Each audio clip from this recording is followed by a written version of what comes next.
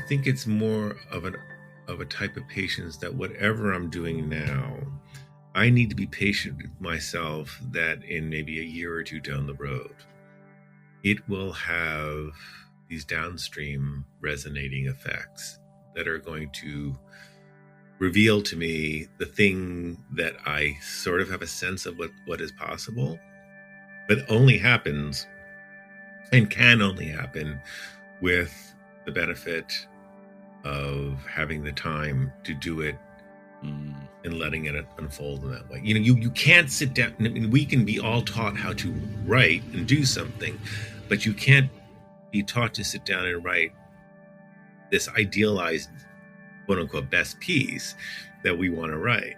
That does not exist. What exists is the piece that you feel prepared to write at that time that you are writing it.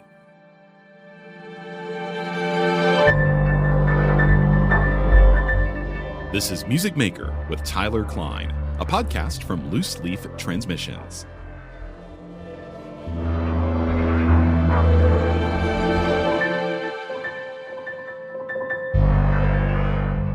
Hey there, y'all, and welcome to another edition of the podcast. If you are new here, my name is Tyler. I'm a composer, a broadcaster, a producer. I tend to do a lot of things just because I really love to make stuff.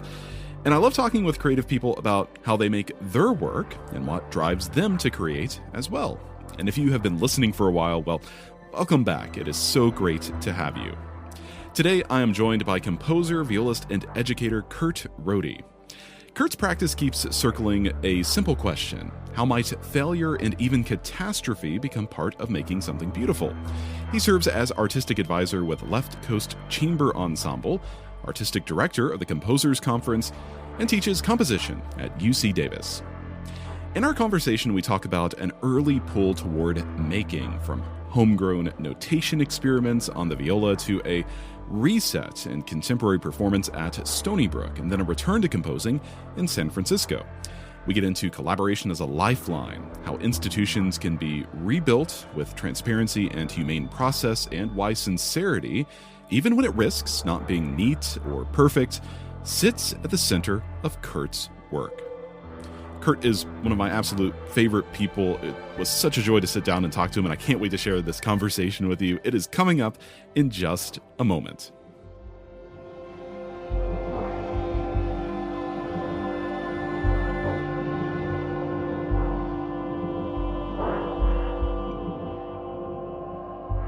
This show grows because of people like you, not some algorithm. So if something in today's conversation sparks something for you, the best way to support it is to follow the podcast and to share it with someone who'd get it too. You'll find links to subscribe, follow us on Instagram, or support on Patreon, all in the show notes or at looseleaftransmissions.com. Now, on to my conversation with Kurt Rohde. Well, Kurt, you are someone whose music I've admired from the moment that I heard it, which I think was about 5 years ago. But after connecting with you via social media around that same time, I have to say that all the work that you do outside of just, being a composer has become something that I also deeply admire. So I'm excited to have you join me today. I'm excited to get into all things Kurt, and just thank you so much for your time. Well, thank you for having me. This is great. I really appreciate your asking. Yeah, of course.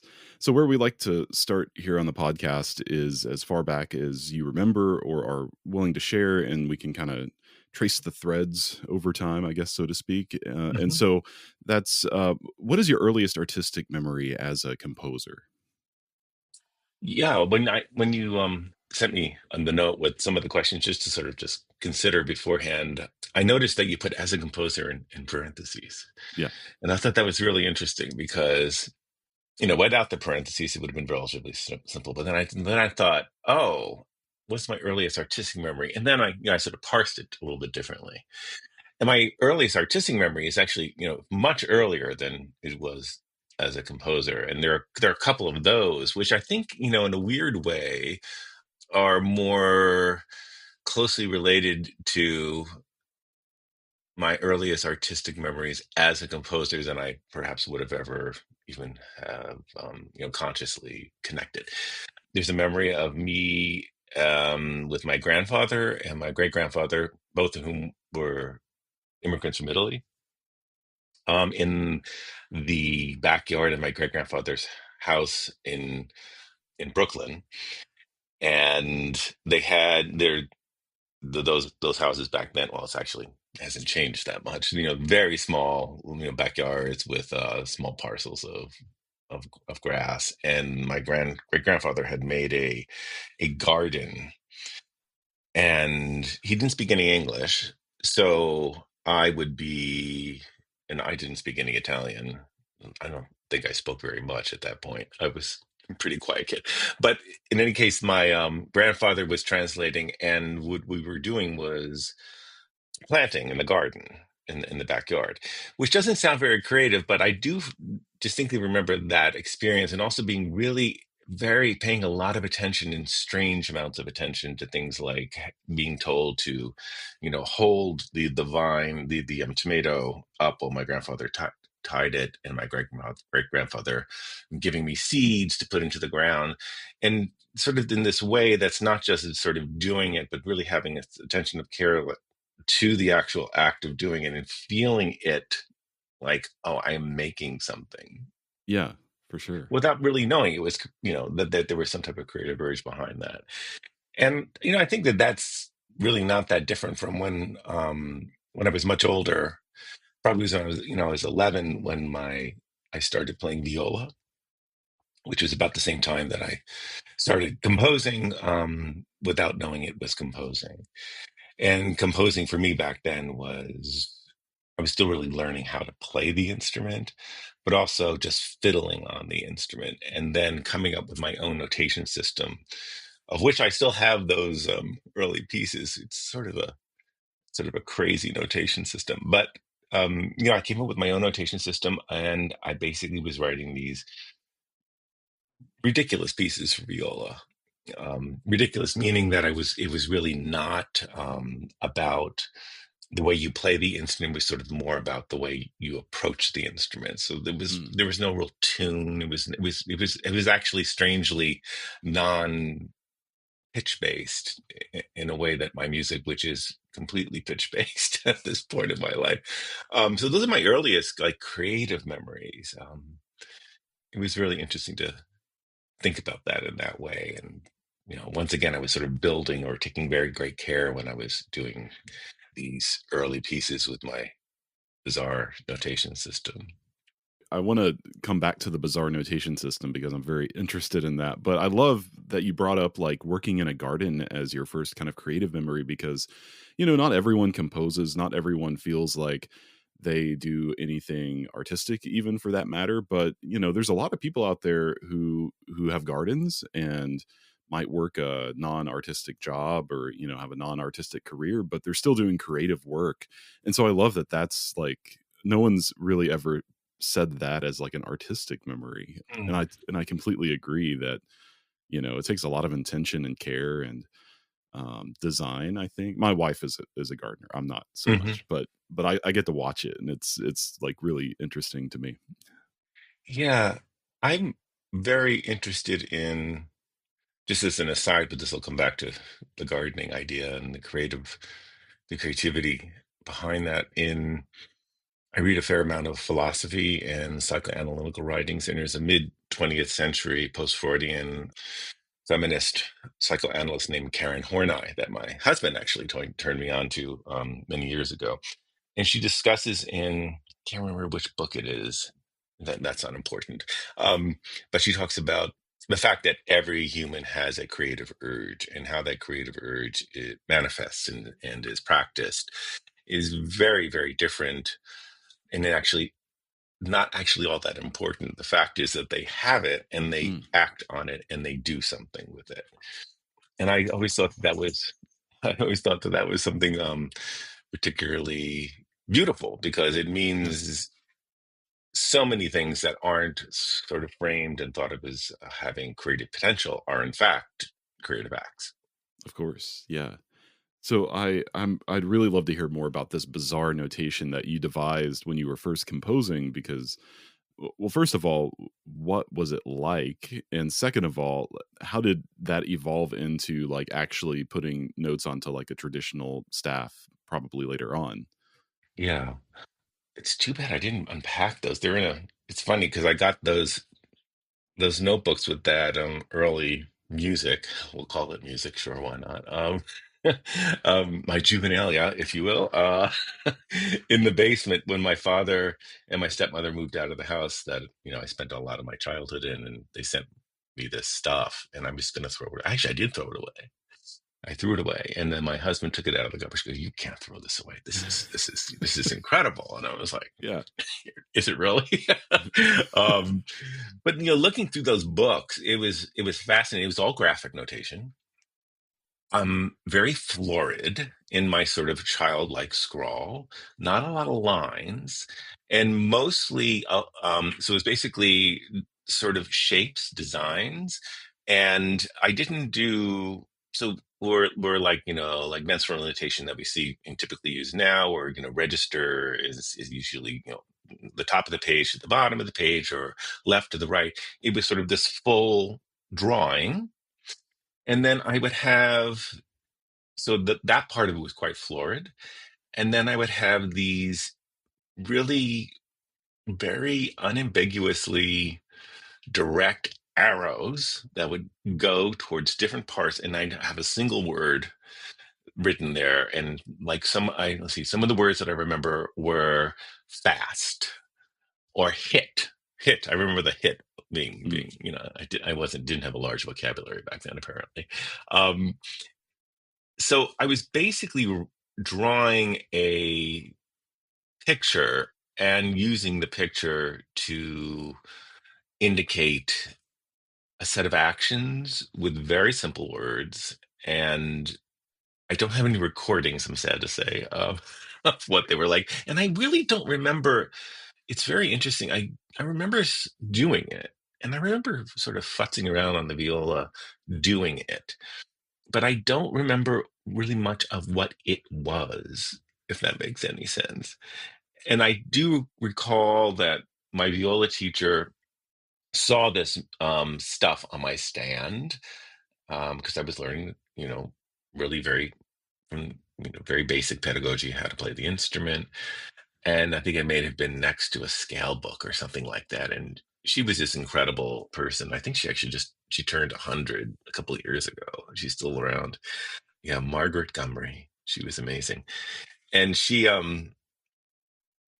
said, "Oh, what is this?" And I said, "Well, I'm writing a piece." And she realized that there was something else I wanted to do with what we were doing together. And she started to bring in these little theory books for kids, and we started working on them. And then she realized that I had no skills whatsoever, or I didn't put together that what I was reading as I was playing viola with her was different from what I was doing with this graphic Yeah. notation that I had devised. And then she basically helped me, sort of make the big switch over through the theory homework. And then, yeah, that was it. So this graphic notation was like your way of compensating for you were kind of just starting to read music and you didn't know how to translate your ideas to like traditional notation. Correct. Yeah. Even though I was using, I mean, I was clearly reading traditional minstrel notation in order to learn how to play the instrument, but I didn't connect that I could use that notation for what I wanted to do. Yeah. Very strange. Yeah, I love that. So when was your first encounter with a composer? I'd imagine that you continued to, I mean, you're still composing, so you would continue composing now with like more of a theoretical and traditional foundation, I guess we could say. At what point did you finally encounter someone else who was doing what you were doing? Was actually making, composing. Yeah. There was, I grew up mostly in Poughkeepsie, in Mm, the Hudson Valley. And this woman, Margaret Gomery, she was her husband taught history at Columbia. That's all I remember. And she played in the Hudson Valley Philharmonic, and she would come up and do lessons. And then she also had a house on the river. This was a long time ago. This is like this was in the the late 70s. And she, through the Hudson Valley Philharmonic Music School, connected me with this gentleman who taught guitar, but also was a composer. And his name was Terry Champlin. And so he was a very, very distinctive person. I had never really met anybody quite like him. Extremely smart, very skilled, very well trained, extremely opinionated. And like I think our first few lessons, he came with the Aldwell Schachter book. I don't know if you know the Aldwell Schachter theory book. Um, which was also very weird because then I would eventually go out, when I went to Curtis, Edward Aldwell was my theory teacher at Oh Curtis. So wow. Yeah. I was just like, what the heck's going on? This is rocking my world.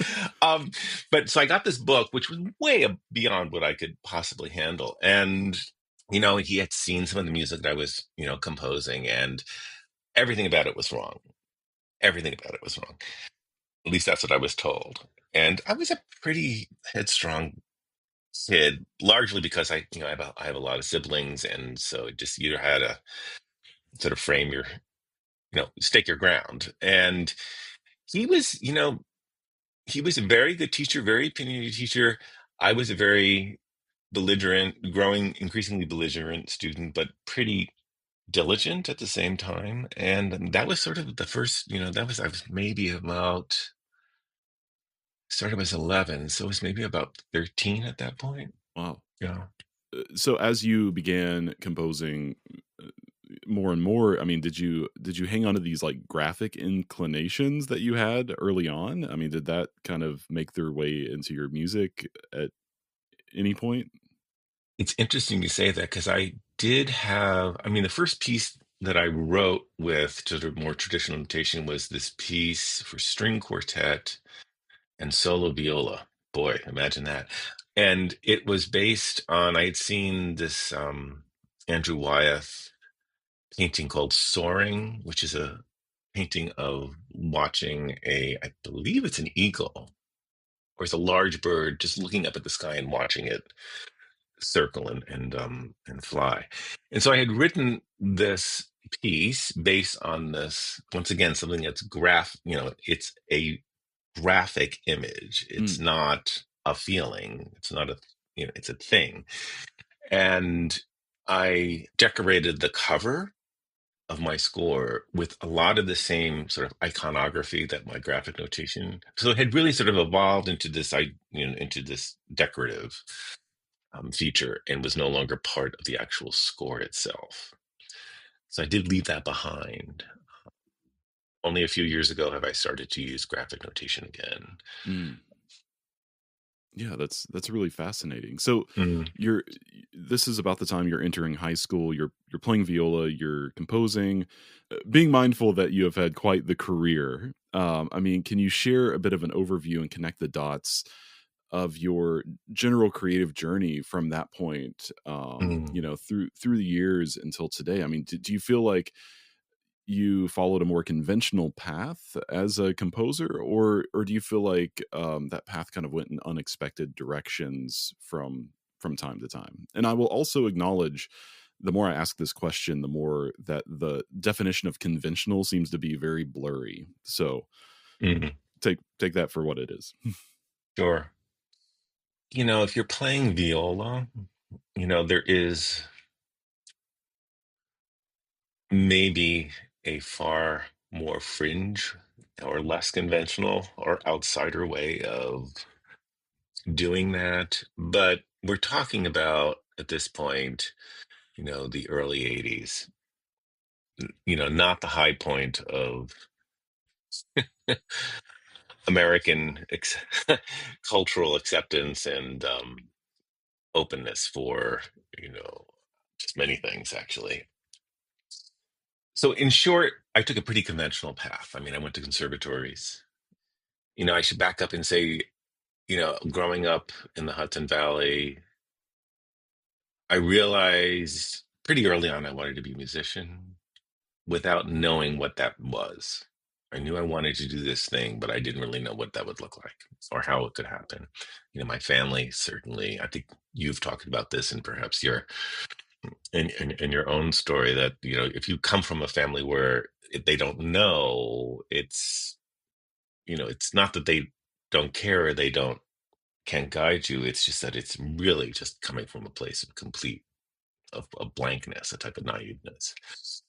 And, I think my parents were extremely concerned because I was very much excelling at this thing.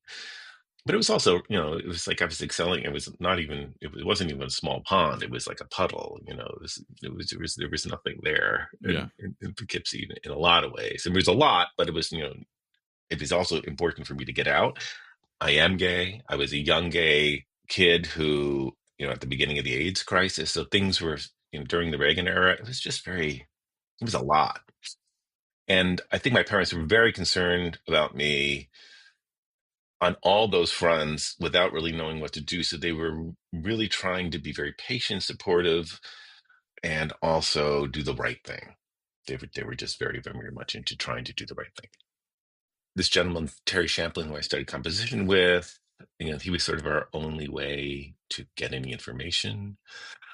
We discovered the idea of a conservatory. I knew that I learned about Curtis because it was free. That was the only reason it was of interest, was because it was free. And my family was pretty lower class. So we didn't, that would sort of solve a lot of problems.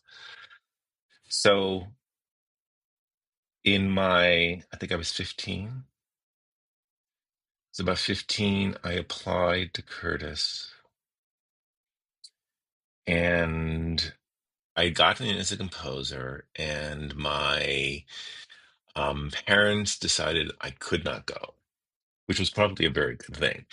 Too young and just a lot of unknowns, and I would still have to finish high school. It was very, very too complicated for many reasons.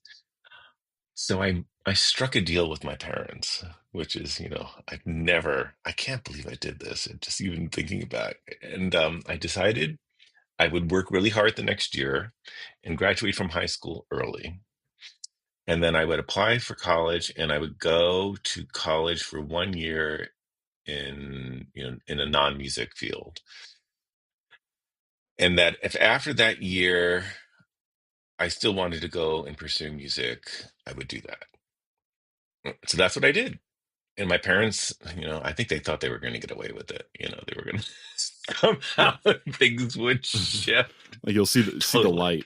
Totally. I was like, this is going to be amazing. They're going to just totally eat their words. And so I did that. I got out of high school. Back then, it was so much easier to do stuff like that. And I went to Hopkins for a year. And then I transferred to Peabody after that year because it was very clear I had done my part of the deal. And now it was time for them to live up to their part of the deal. So I transferred to Peabody as a double major. And then I did those two. I just should back up that, going to a conservatory is very different from going to a university or college. You're at best take one non-music course, especially back in the 80s. It was very, very, it was so easy. It was amazing. It was so much fun too. So, it was very easy to sort of breeze through that program back then as a double major. And I then reapplied to Curtis, and I went there as a double major for the next few years after I finished at Peabody. And then Curtis was sort of the place where everything was sort of in crisis mode. I finally had done what I set out to do. I had left home. I had gotten to into a space where I thought my dreams would be realized, and all of a sudden I was in this very demanding, very intense environment, where everyone was much, much, much, much, much better than me. Everyone. Yeah. And it was also, the Curtis of the 80s is really different, or any school of the 80s is really different from any school now. And it was a very different type of pedagogy. And I just didn't know I didn't know which way was up. after that first Mm. year. Yeah, that was my conventional path. After Curtis, I then decided to go to graduate school, and I applied to all the places you're supposed to apply to. I say that with the air quotes of craziness. And then it was so funny. I had an amazing viola teacher, Karen Tuttle. She was a really special person, and she knew, even when I was at Curtis, she knew I still didn't, like, I always felt like I just didn't fit in. I could never find the place to fit in. And she knew I didn't fit in at Curtis, but she was really great. And when it came down to deciding where I was going to go to school for grad school, I remember having this conversation with her. She said, you seem so unhappy about composing now. Do you really want to continue being unhappy? And I was like, no. So I had decided I was not going to go to grad school in composition. And she also said, you really like playing new music. And we don't do that here at Curtis. Back then, there was no real new music. I remember there was a kerfuffle when we wanted to do a George Crumb celebration concert, and I was helping organize it. And it was this, it's as if we were doing, a satanic mass or something. It's so hysterical. Um, and so then I went to Stony Brook for viola performance because they had basically what was one of the first performance practice, contemporary performance practice programs. And it was the best thing I ever did. It sort of saved me in a lot of ways. It really made me believe in why it reattached me to the feeling of why I wanted to be a musician. And that was incredible. It was incredible. You said that you were overwhelmed at Mm. Curtis. Was that as a violist or as a composer or all of the above? Yes. It was sort of different in different areas. The viola stuff was not as overwhelming. I have to say, as an instrumentalist, if you have a certain amount of, focus, discipline, and training, ultimately, all you really need to do is practice. You just have to know what it is you're trying to get. So you just need to know how to practice and get that thing. So that was less frustrating. I mean, for me as a violist at that time, the most frustrating thing was that many of the people I was working with, because it's a very chamber music and solo performance centric program back then. Many of the people I was working with, there was a specific way things had to be, and anything sort of that confronted doing it differently or is in its opposition to that way, especially if you were not seen as one of the people that was going to be one of the more promising graduates. Like if, I think I was sort of seen as somebody who might get into a major orchestra, and that would be perfectly fine, you know. But I didn't want to be in an orchestra. I wanted to play new music and chamber music, and I wanted to do it a little bit differently. Not that I really had a strong idea of how it should be done, but I knew that the ways that I was being instructed were not the only ways. Maybe that's what it was. And in composition, it was very, very, very odd because there were only two composition teachers. It was David Loeb and Ned Rorm, and I worked with Mr. Rorm, and I still call him Mr. Rorm. Um, I worked with Mr. Rorm, and my music was very thorny and very quite dense back then. And he was actually a very good teacher for me, although I was a very bad student for him. Mm. Yeah. We would have these group lessons. We'd go up to his apartment. So you'd go as the cohort. You would take the train up to New York and go to his apartment on Central Park West. And he would prepare lunch, and we would have these individual lessons in front of each other, and he would be at the piano. Oh, weird. No, Yeah. no, no. Just to be very clear, Ed Warren was like incredibly, like, just so it's not that he was well behaved and elegant. It wasn't that. It was more like he just never, there was never any drama with him.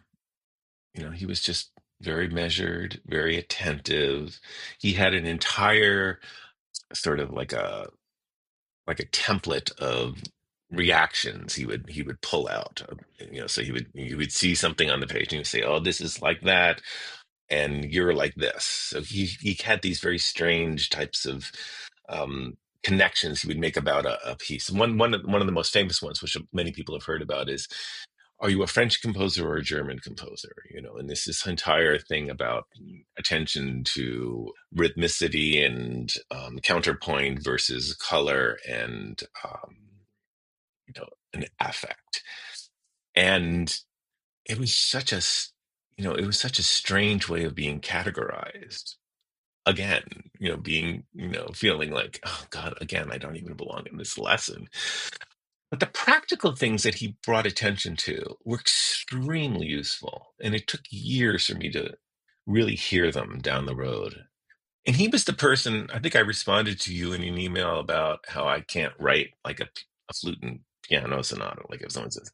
Yeah, And yeah, he yeah. was the type of person who said, well, I remember him talking about all the pieces he was going to be writing that summer.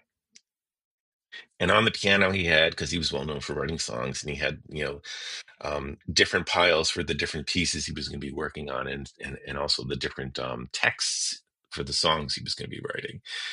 And he said something to the effect that, you should be able to sit down and I will give you a text and you should be able to write a song setting to that text. And it was just so confusing to me because the thought that I would not even really have a connection to that text and somehow I would just sort of generate music to that. It was, I just, but it also made me realize that that is a learned skill to be able to do that. It is a real thing. Anyway, yeah, I mean, it was fascinating. I think my cohort of composers loved going to those lessons because I would like we would sort of get into these arguments during my lesson, and they just wanted to see what would happen. And in the end, it was really not right for me to do what I did. Yeah, it was not good. But the last few lessons I had with Ned Rorm are still some of the best lessons I've ever had with any best feedback I've ever had, because he didn't rely on his little list of things to say. And I remember him saying, you're going to have, I will never forget this. He says, you are going to have a very unusual creative life if you want to do things the way you want to do them, but it's going to be your life. I was like, what does that mean? And I think I sort of have figured out what that means. Yeah, I feel like I could have benefited from hearing something like that from someone in my life, because I've always been met with, even I kind of like viola. I played the euphonium Right. growing up and through college, and I remember going into a euphonium lesson. I was a music education major, and my teacher at the time, who I loved, Dr. Baker, I'd come up with this plan over the weekend of how I was going to switch out of music education and get the Bachelor of Arts in Music, which is like a big no-no at the school at that time. Maybe it still is. And I had this plan where it's like, okay, if I can just get into a master's program as a composer, I should be okay. I should be employable, or what, I should have financial security, whatever the concerns were. And she just looked at me and she was like, that's a worthless degree and you're not going to be able to do anything with it. And I know she was saying that from like a place of like I don't want to say like a parently place, but maybe like you want to choose something where you can be employable and have financial security. And so I kind of I've maybe proved her wrong, I think, in sticking to my guns. But even going through like my masters, it always seemed like there's like the prescribed path where if you want to be successful, I'm doing air quotes, successful as a composer, or I think it all comes down to like financial security, right? Which Mhm. I feel is a very American thing. But at any rate, I just remember like it not like I applied for doctoral programs and all this stuff that you're supposed to do. And it just like, being 10 years out of my master's, even it's felt like, okay, it's very clear to me I have to forge my own path if I'm going to be like creatively satisfied, if I'm going to be happy with the work that I'm doing. So I think, I don't know. I think that's like really, I don't know, prescient advice from Mr. Roram. Yeah, I like that. yeah. No, I think you're right. I think also it's interesting hearing you talk about it in terms even, you know, those many years later, still hearing that you were being fed this, um, from a place of trying to be supportive and helpful, that, what is useful and what is not useful, and then all of it falling inside of the framework of success. And the framework of success, especially in the arts, is very complicated.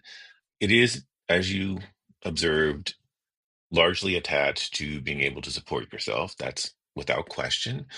But once you sort of move a little bit outside of this, being able to make a living, then it gets really confusing. Oh yeah. I mean, making a living is very clear, but what Yep. is success outside of that? And that's a little bit where you start to feel very, very intensely the structural, well, maybe just sort of the structures, but also all the intricacies and all the issues that are inherent inside of the structures that support this thing that we call the field. And that's where the idea of success gets, I mean, confusing is the nicest way or I can think of it, but I do not know. I really have less of an idea than I thought I would have at this point in my life about how it actually works. Yeah, I thought I would have a better sense. I like that you use the word confusing because that's never been a word that I've associated with the feeling that we're kind of talking about. I mean, it's kind of a feeling, and you're dead on. I think it is confusing, and I don't know. I mean, I guess we don't have to get into the weeds about like academia, Oh, but academia, yeah, poor yeah, academia. but It tries, but it doesn't always do it yeah. At well. any rate, it's I can see it being a very fine line, like balancing how do you offer like a structured, well-rounded education to very creative people who really just want to do their own thing, and Right. living in a country where it's very hard to do your own thing, you know. But yeah, we can get into that more later. But something, or maybe not. I don't know if people want to hear that. So kind of getting back to something that you said, as you left Curtis and you went to Stony Brook, is that Mm, your teacher identified that you were very unhappy as a composer, and so you decided to get after the viola stuff and play new music. But clearly, like, you're still composing. So I mean, what did you do to continue composing and, I mean, not be unhappy with the experience you were having? And I'm sure that's changed over time. it has changed over time. When I left Curtis, I stopped composing. I really had made a decision that I was going to be just a performer. I think that's basically that was my self-soothing mechanism to provide relief was, if I'm this unhappy and I can't find a solution. And the solutions I was seeking, which, I mean, you just mentioned graduate school and academic programs, I went, I interviewed and I, spoke with the people who were in those programs. And I just thought, this is going to be more of the same. It's going to be a different person. It might be a different approach, but this is clearly going to be more of the same. And I knew I couldn't withstand that. Somehow I knew it would just sort of snuff out what was left. And I do find it interesting that it was my viola teacher not my composition teacher. I mean, Mr. Worm had a lot of great things to impart on me, but it was Karen Tuttle who's the one who has made the observation, and I do recall her saying, the interesting thing about playing viola versus being a composer is that, you know, you can always go back to being a composer. And in a way, you always are going to be a composer. And Yeah. I thought that was a great framing of it. So that when I went away to graduate school, and for the years after graduate school, I wasn't composing. I really had stopped altogether. It wasn't until I moved out to San Francisco and was just starting to freelance out here, and just it was the strangest um, set of circumstances. I was playing a concert of new music, and one of the concerts was a trio for piano, flute, and viola by Andrew Embry, who taught at UC Berkeley back then, and he coached us on his piece. And I remember really liking him. He was so matter of fact, but also very gentle and also very specific. There was something about like, oh my God, this is so clear about what this guy wants from his music.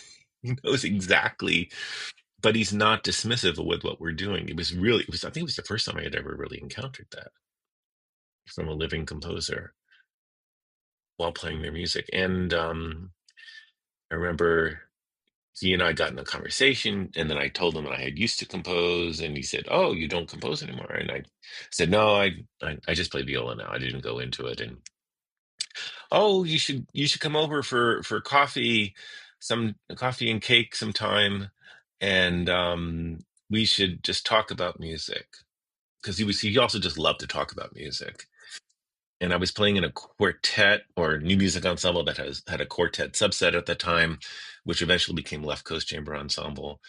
And we were playing a Beethoven quartet, and I told him, and then he said, "Oh, I love that quartet, and we should talk about that quartet."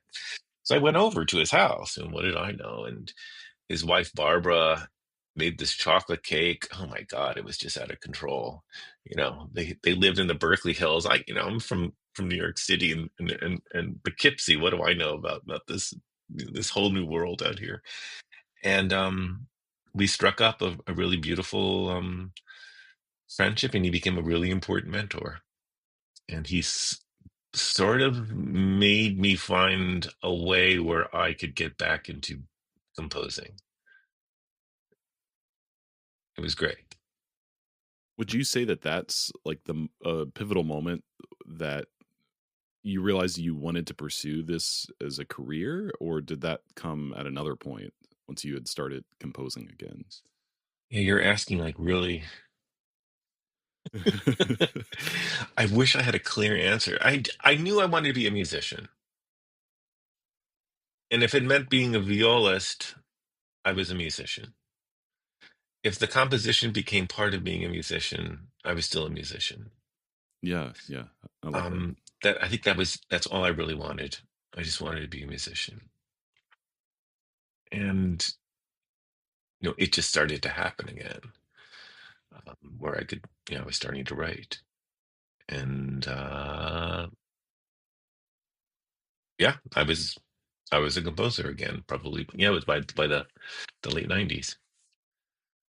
Do you feel like in kind of, I'll just say like taking time off, again, I'm doing air quotes. Yeah.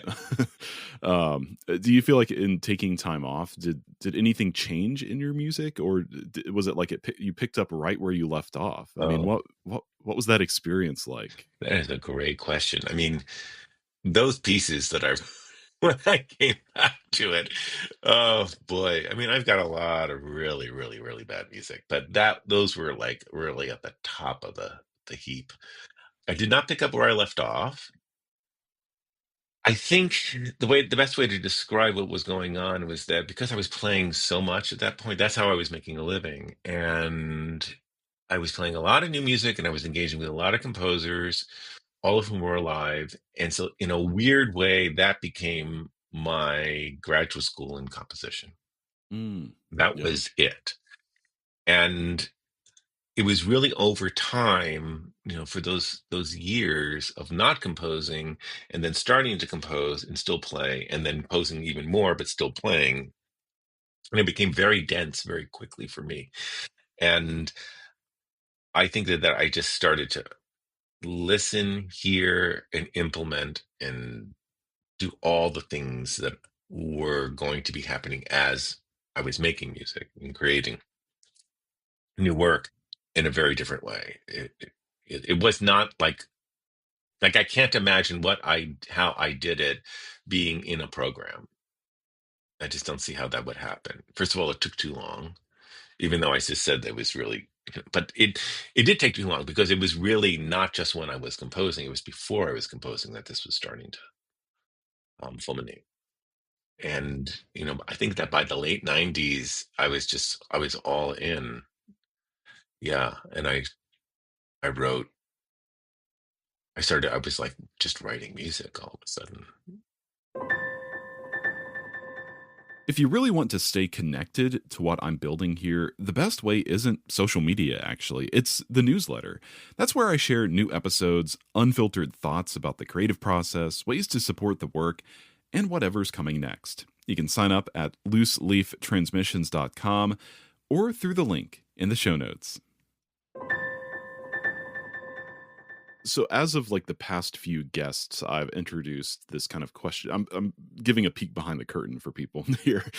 As of the past few guests, I have introduced kind of questionnaire to kind of go beyond like what I can find online about people, so I can shape these conversations a little bit better. And Kurt, I mentioned to you right before we started recording is that the answers that you gave to this questionnaire were so rich and so compelling to me that I've written so many questions about what you had to say, and I'd love to just talk about all of it.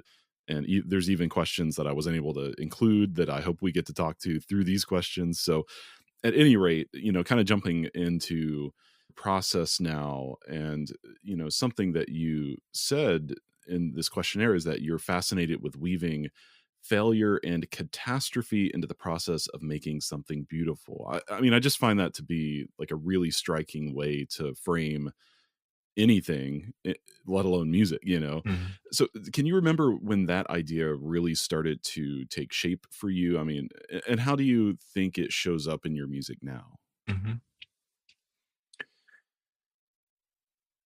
I think the best way for us to talk about this is to maybe put the idea of when we are making music as the practice of making our music is not this thing that lives to the side of our lives. It is living your life. Part of living your life is making music in whatever way, is being creative, and then being more specific, making music in whatever way that manifests itself with you. And it took me a while to see that the parts of my ability and urge to create music was never going to be satisfying to me if I did it in a purely technical, and I'm being reductionist for the sake of this conversation, in a purely technical manner. I had to access just by who I am, and I know myself better than anyone else knows me, and I don't know myself at all at the same time. It's very contradictory. Um, Yeah. but because of that, I also know that the most important things that I have to bring to my work are the things that I know about myself. So if I think of it in that way, it means that my pieces are in many ways me trying to figure out my life and the world around me. That's what the piece is. It's not sitting down to write an orchestra piece because it's an orchestra piece. This piece is me trying to figure out my life at that point. It just is. And I really don't have any other way of being more specific about it except in that way. And it seems sort of touchy-feely and sort of philosophical, but I do think it's true that there is a reason why a lot of the pieces I've written are sort of these long, they're not long, super long. They're not like endurance-based pieces. They're not multi-hour pieces, but they are large scope works that are, they are designed to almost have a life of their own. So the form, the design, the structure of the piece is all based on these ideas that are mostly from a non-musical realm. So the idea of, like, I have a piece which is about treatises that don't exist any longer, and then finding the treatises or finding fragments from the treatises and then assembling the order of those fragments in a way that makes some type of logical sense. So that is a non-musical concept, but it then becomes central to the actual way I put the actual sounds together. And I found that that is the only way I could really be pulled into what it meant to make my music. So when I get to catastrophe and failure, the only great lessons of my life have not been the successes. And I've learned more about who I am, what matters to me, who the people are that matter to me, how our lives work together, what I can contribute to society through the things that I have really, really, really been disappointed by, and have been an utter failure at. Because you just learn a lot about yourself in those situations. You learn who you are, you learn how you react, you learn how you're going to pick yourself up or not, or you make a lot of really important decisions in those situations. And when it comes to making a piece, maybe for me it shouldn't be that different. Those decisions. There was a piece that I wrote back, oh God, it would be like 2003 or 4, for bass clarinet and string quartet. And I remember when I was writing it, I was very into the idea that this piece was sort of going to be this magnificent synthesis of all these, blah, blah, blah, very, very grandiose and ridiculous. And the piece sort of succeeds in that way. And yet at the same time, it's a complete failure. It is so profoundly disappointing. And I had this huge crisis after that piece was written. I was like, oh my God, I have sort of relied on all these ideas for what it means to put a piece together, all of which I would call sort of technical, like I had mentioned previously, and they are failing me. They are just completely failing me. And I did not know what to do. So, the pieces I wrote right after that were really wandering and searching. And it was not until a number of years later that I started to realize that there was something intrinsically disconnected from what was, I guess we would just call it musical in my music. It's a very ambiguous term once again. And so I started looking, I just remember looking back to the things that were the most important to me musically when I was young. And I started, just for me, I started doing these remixes of pop songs that I loved as a kid. And that sort of opened up a sense of musical vitality and centrality. Oh, this is the stuff.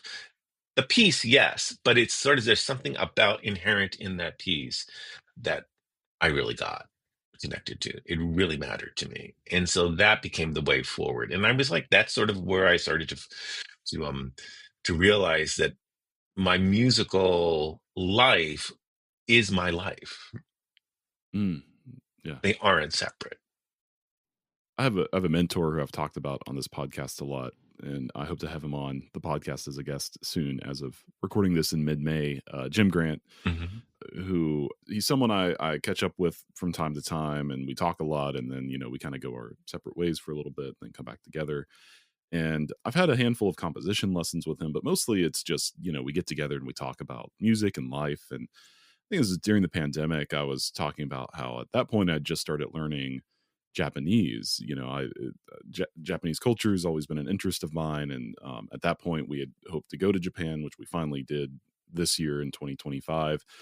And I remember like feeling kind of like coy and guilty about like, oh, I'm learning this language, and it has nothing to do with anything that I've like done up to this point in my life. It's just like a hobby, or it felt more than like beyond a hobby. It was like a educational thing. But at any rate, I remember him just being like, we're on Zoom and he's like just like smiling and shaking his head. He's like, no, no, no, no.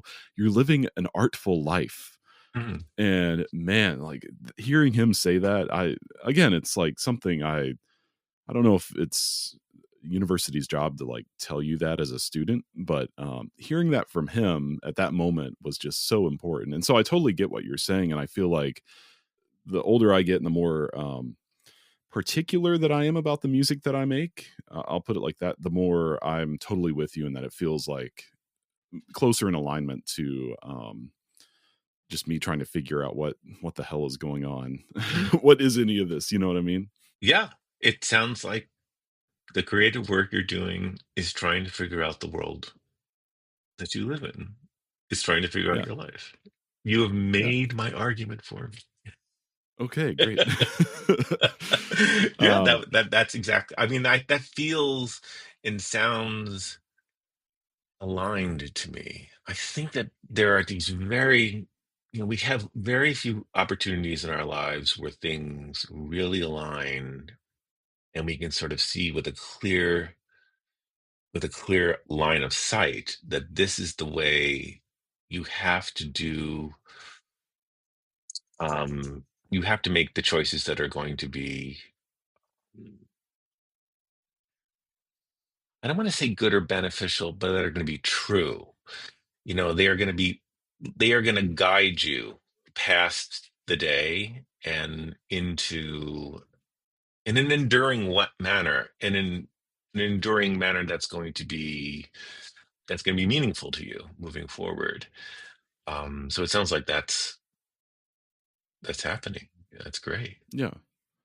And I want to be careful with how I describe what I'm about to say, but my wife is also a composer, and we'll kind of look to other composers who some we're close with and some we're not close with, and we'll notice like folks who are just like super prolific, and just it's like they're always writing music. And both of us, Suzanne and I, are like, again, there's nothing wrong with that, and this isn't coming from a judgmental place, but we're like, how do people do that? Because for me it's like, I don't know, again, like you're pointing out, like I'm getting under the hood of something when I Mhm. go to write a piece of music. It's Mhm. like I can't just like, so yeah, I don't think one is better than the other, one method, but it's always surprising and yeah, interesting to me when I see composers who are just, I'm sure there's composers out there who don't quite think about what we're talking about right now, and that's okay. But yeah, for me it's not okay for me Yeah, personally. yeah. I mean, I think there are an infinite number of ways of being creative, and maybe we're just talking about a subset of that infinite number of ways. And I don't think there should be any, like you say, judgment or shame based assessment put towards, you know s- to do something well and to do it prolifically and regularly at a high level, and have that type of expertise is, that, like I said earlier, it's a skill.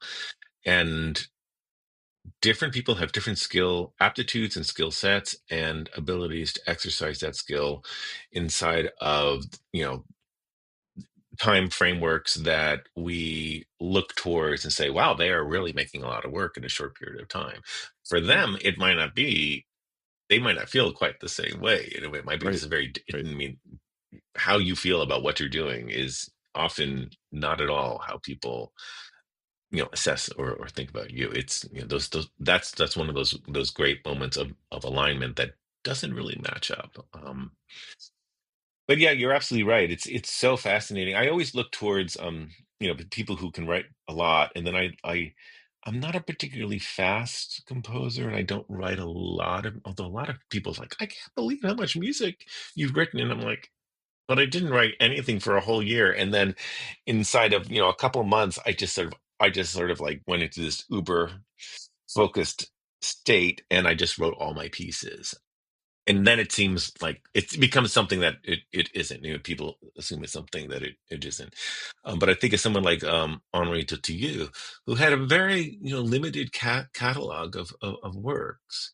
Took he was such a patient composer, and those are works that I think are the sophistication, elegance, and refinement of the works by Dutilleux are not just admirable, but they are a type of ideal that is like, wow, if you are really patient and you are disciplined in the way that Mm. serves you best, you can do really you can really make the music you want to make.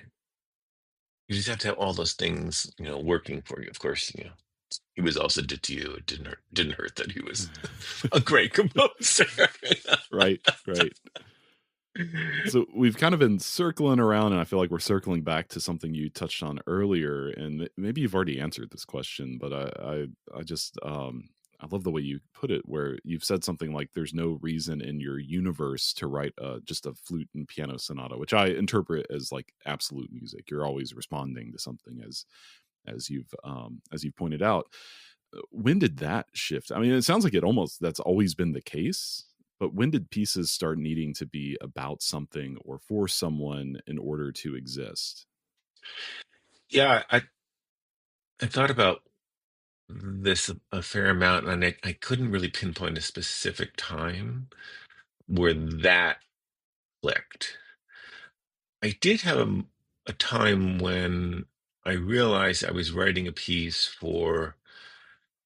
Well, I realized that by writing a piece for someone specifically, and this is a piece for two violas and small ensemble, which I think it's now like 25 years old, which is shocking. Called Double Trouble, which I wrote for Ellen Ruth Rose, violist, and just knowing that I was writing it for her, and knowing her, and knowing what she did, what her and what I mean by what she did, like she had just come back from Germany, she was moving back to the States, she had been playing with Music Fabrique and working with Ensemble Moderne, and she was coming to the Bay Area, which is a very different place than Germany and new music. Um, Very different. And especially back then. And we both studied with the same teacher, but we had never heard of each other over the years. We had Mm, never met each other. yeah. And then I had this opportunity to write this piece for her. And I don't know, there was just something about it. It just seemed like this was meant to be. And writing that piece was such a it was a real like shift for me. It all of a sudden was like, oh, I know how to write. I think it was the first that I actually thought, I know how to write a piece. I actually felt like I could write a piece. But then more importantly, the sensation was I know how to write a piece and love writing it for this person that will really like playing it. Like all those steps were in place, all the linkages were in place, and it was that really had never happened before. And it took a while for me to after that I wrote that piece for bass clarinet and quartet a couple of years after that, and that sort of then was my next crisis. But you know, but then these things don't happen like like you wake up and all of a sudden you know the shaft of light comes through the bedroom window and you're like, oh, that's what it is. It doesn't work. No, it's not that. It's a series of fragmented pieces that you start to put together. But that was sort of when I started to realize, oh, I can't really just write a flute and piano piece. I'm not Ned Rorem, who can sit down in that summer write all these pieces because he just knew how to do that. Do you ever write something and then you realize what it's about after the fact, or do you always need that kind of launch pad Yeah. to get into a piece? Yeah, I need it ahead of time. Like I have to get to know the people. I need to spend time with them. I really like to design the piece before I even start on it, even if I go completely in a different direction. It's really important for me to create the imagined life of the piece before the piece is actually in motion, because that's the way I generate material. In a purely technical way, that's how I generate material. It becomes a an outgrowth of that narrative. And there has to be it's more than a premise. It actually has to be a story. It sounds so, I don't know, it sounds, even saying it out loud, it sounds both simple and it sounds really simple and actually sort of silly. Like that's the way I do, but if I don't do that, it just doesn't connect for me. Designing the piece, is that like I mean, is that a visual thing that you do, kind of getting back to like Oh yeah. your original foray into composition, or I don't know, I can talk about like my process, which is very much, it sounds like similar, but I'm just curious, like how does that design period and process look for you? Yeah, I mean, I was just looking for some of my notebooks, which are right here. Like I write these copious notes about, Oh yeah. yeah, what the piece is going to be. It's sort of it's really not that different from what we would call journaling in a certain way. And it can be very abstract and it can be very practical and logistic based. And it's a matter of trying to get all these ideas, many of which are not musical. I really have to emphasize that. A lot of the ideas I'm coming up with are not about sounds. So that what happens is that I'm trying to bring them in. A lot of the work is then bringing them into this place of sonification. And by doing that, I start to see the design, the shape, the way the piece is going to be formulated and unfold. Do you do something similar to that or? I do. Yeah. So again, we can see each other, but people won't see us. But above my keyboard here, I have there it is. My screen is mirrored. I have this is the piece that I'm working on now, and so I usually start with a blank 11 by 17 sheet of paper, like as big as I can get it without it being like a monstrosity, and I'll literally like graph out, like draw illustrations, like for the narrative of the piece. But then for the piece that I'm working on now, I also have a notebook, and so I will show this to Kurt. I'm sorry, everybody. um, but like Oh yeah. this is my current piece, and so like it feels very important to me right now for my piece to have a like a sonic vocabulary. So I'm like trying to imagine like what are the vocabulary words, I guess, the sounds in this piece, because to me it's like I can't just I can't just sit down at a piano and feel good about like doodling around. I mean, sometimes it's like that. And I can't like approach like just a blank staff paper and hope for the best and start writing left to right. Like I'm totally with you. I need like post-it notes that I have just like stuck in places that are Mhm. like, okay, here's a brief thought that I had about this. I need to write it down before I forget, that kind of thing. And Yeah. yeah, design's a good word, I think. I like that word. Yeah, I like design because it addresses things like structure and form without it being so structuralist or formalist. Yeah. And also it takes into account, at least for me, it takes into account um the element of materiality, which is both the materials themselves, but what you are going to do with those materials and why they're important to you and what would make how they're made up and how they can be then turned into something else. Yeah, I think that that's really um, yeah, central. I also think that design takes into account time. Mm. Once you start mapping out or charting out an actual trajectory of sound and the connections that the sounds are making with each other, but more importantly, making with the listener, all of a sudden time is happening. And on that note, it makes me not that I need to feel guilty about not putting notes on the page, but like being able to sometimes I don't always have the bandwidth or the time to spend like a 3-hour block, or the focus, I should say, to spend a 3-hour block, actually writing the music. But I can feel good, like if I can slip a 30-minute session, like designing something, thinking about the piece, I feel a little less guilty that, okay, I'm not like procrastinating to this deadline. I am Hmm. writing the piece. Hmm. Hmm. Yeah, it's definitely work. It's definitely composing.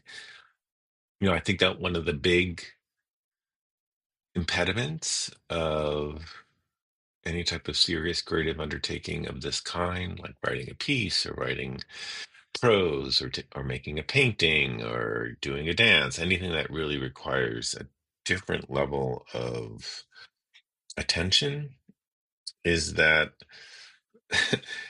it really does require you to sit down and just do the work.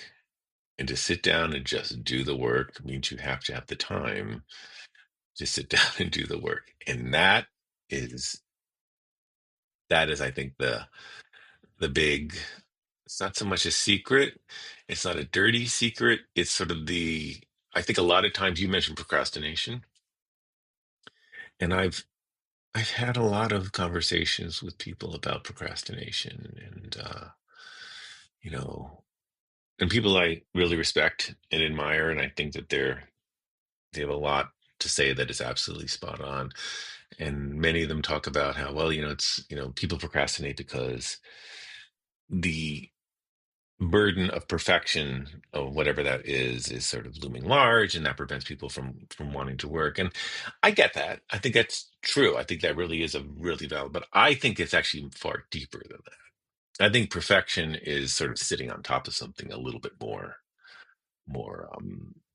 more basic, which is that when you sit down to work and make a commitment to really just like, I'm going to go in now. I'm going to let Yeah. everything else fall aside.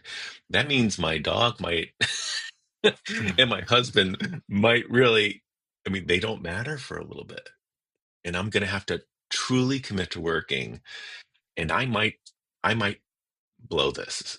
I might really, it's a type of trust, and it's a little bit back to the failure thing. This might be a complete waste of energy, time, and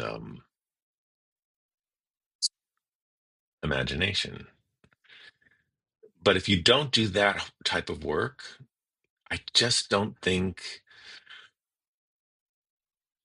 I just don't think you're really going to ever get to what you want to do.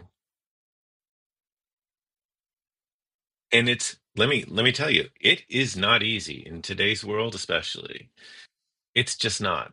The level of distraction, the level of, I mean, we were talking a little bit before we started about social media, so I've increasingly pulled back from social media. The issues of self-curation and the representation of an idealized self is so difficult Yeah. to have a perspective on, and I understand why it exists, and I understand why people do it. I've done it. I know it is very unhealthy for me, and I need to distance myself from it because it it just pulls me in a direction that there's no good comes of it. It's just that simple. If I were a better person who had, you know, a different type of resilience and tools, I'm sure I could navigate it, more effectively, but I can't. I mean, this is, I mean, I really feel like there's something about that procrastination. It's like, oh God, okay, I've reorganized that shelf 14 times. And it's not because I'm frightened that my piece is not going to be perfect. It's because I now have to do this. And it doesn't matter. That's why I said when I was, responding to you earlier, you know, what I'm doing doesn't matter. It's Yeah. very, I mean, it's very confusing. Well, I was like, this feels strange to say, but when I read that response of yours, why does any of this matter? I kind of lit up a little bit because that dawned on me like some time ago as well, and I found it to be so like liberating. It's like, oh, none of this really matters. I can just do whatever I want. Like we're all making it up. It's so how does this question of like, why does any of this matter? How does that guide your creative process? A little bit goes back to what I was talking about making a piece for someone and getting to know them. The only things that really matter in our life. I think back to this interview.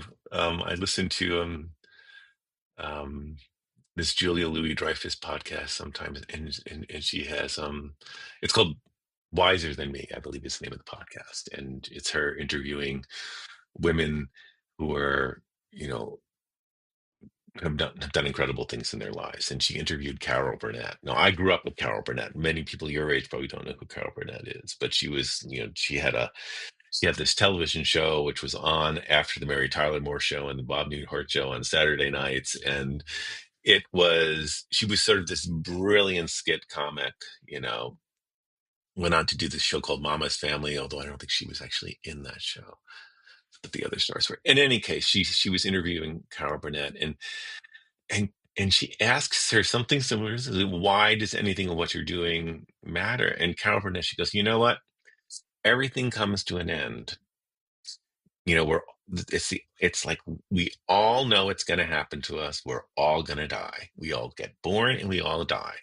And so you need to find the thing that matters most to you. And Carol Burnett she was like incredible, like super. She won the Mark. I think she's won all these awards, like the Mark Mm, Twain Award, and she's just this huge legend. And she said, I just know that I have to connect with people, and I do that with my work, and that's what matters. So that when it ends, I know I did what I wanted to do in the best way I could do it. And of course, we hear this all the time, but it's also really funny to hear like a 90-plus-year-old successful artist in a medium that I have no connection to, comedy, and her talk about, she's towards the end of her life, and she's talking about, everything ends. And I think to myself, that makes absolutely sense. It makes a lot of sense, because why do I have to get to know people in order to write the piece for them? Because I want to connect with them. And yeah. hopefully, if in the ensuing engagement over the period of time that relationship develops, and then the piece becomes part of the relationship, and then that relationship through the piece might extend to the people who hear it. So that's sort of all I have. That's all I have to make it matter. That's it. I don't know. Sometimes I meet composers, and it's like they take it all a little too seriously. I think I was maybe a composer like that at one point. Like going through grad school and stuff. And I don't know, like it seems, again, this is all like perception from the outside. It seems like you know people just going through like some sort of transactional relationship with like the music and the people they write for and all that kind of stuff. And that's kind of like when I was like, why does it matter? But what you're saying, I mean, that's it feels like it like humanizes what we do a little more than maybe otherwise. Yeah. Um, yes, I understand the transactional perception. I think that probably does exist. I think it exists in every facet of our society. Yeah. It's not just Oh, in, yeah, for sure. and we're fully aware of that now more than ever, given the time we're living in. And transactions have benefits, and transactions can be because they have benefits, they can be beneficial and useful. But I think it's important to recognize that when you said humanize, when you are getting to the point of making a piece of music, the transactional nature of the piece will fall away regardless of the venue, of the performer, of the cultural status, of the social status, of all those things, all those conditions will fall away once it becomes music, once it becomes sound, and there's somebody making the sound, and there's someone hearing and receiving the sound, and that is happening, and that relationality is going on. The transaction is gone. It transcends transaction. It becomes something that is very, I think, very deep. I think it's very profound. It's lasting. It's also very difficult to talk about. I, because I teach in a university, I unfortunately have to read very, very important literature, and Yeah. um, Yep. things like affect theory try to address this, and I think it's a really useful tool to sort of quantify and understand those cracks and spaces inside which these types of connections and sort of indescribable events are happening at the micro temporal level. But I also feel like trying to describe it sort of kills it a little bit, it sort of deadens it. So let's just not talk too much about those things, and just know that they exist, and respect that. But yeah, the humanization is so important. I just I just don't see, I can't find a logical or reasonable way around doing it otherwise. Mm, I just can't. totally. So one of the questions that I ask everybody, and this pertains to your personal philosophies or process or style or really whatever you want it to be. What would you describe as the primary pillars of your creative practice? And we might have already talked about it a little bit. Well, I think it really does have to do with just being around other people. I'm actually I'm quite introverted, and I really like, my husband is very extroverted, although he's more reserved. His outward demeanor is more reserved than mine, but he goes out every night. And if I did that, I would be a pile of ash. It just would not work. I mean, I can. Yeah. It's like after teaching is so demanding. It's so interactively demanding for me, and I'm just really, really wiped. I just need quiet time after I teach in my office. But that all said, I think that I like the idea of a pillar, sort of something that is underneath it all, supporting whatever's above it, regardless. I have to engage with other people. I also have I have a little bit too much of a propensity to stay alone, and it never is good for me. So in a weird way, being a musician is very can be very good for my mental health. But getting to collaborate with people, I think that is perhaps the single most important part of my creative practice, is the collaboration. To get, in a strange way, you start to have this critical back and forth with people you're collaborating with, that is, that well, sort of like in academia, it would be composer forum. You play something and people give you feedback and you answer questions, and that's really useful and has a very, very specific type of.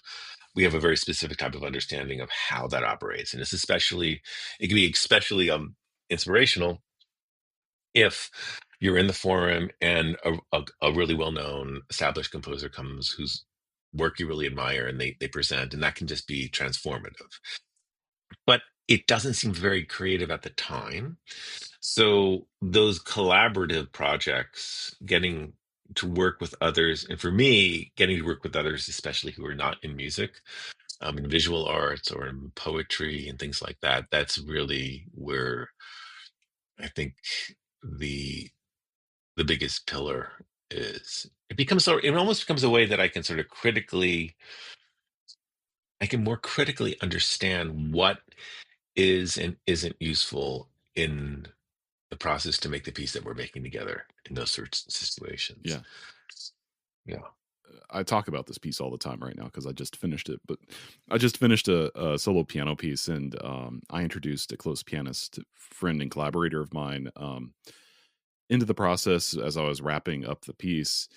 I should add that this is a piece. It's the first in my professional life, I'll say, that it's not a commission. It was just I felt compelled to write it, and it took me a very long time to write for that reason. And so it wasn't composed for anyone, but of course I have relationships with many pianists.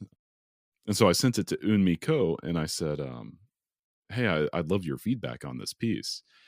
And thinking it would be like, hey, what's possible on the piano? Like, what are there any moments that are like not very idiomatic? Is there anything I should like think about revisiting? And what ended up happening in talking with her about the piece is it totally changed the way I thought about how to present my music to the performer. And so I'm like having to figure out like, how do I introduce graphic elements to this? How do she got me thinking about like time and how I convey time in the sheet music in a way that like like a pulse isn't felt by the performer. And so it's just like I thought the piece was done, and then I realized like, oh no, it's like halfway done. And so Wow. yeah. What a So gift. yeah, so I'm totally with you. Like finding the right people to work with. Just I don't know. That's where like my best music comes from. Yeah. I Yeah. think. I think probably that's the case with most of us, though. One would hope. I mean, I think Yeah.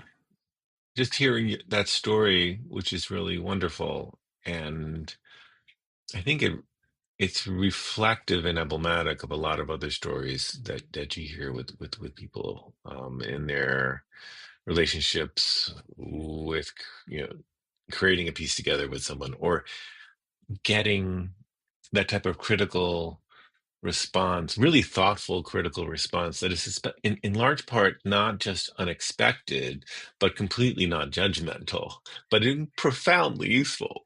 It's like it's checking all these boxes that are um typically not qualities that align in a right in a way that we find in our everyday life. Certainly not in academia.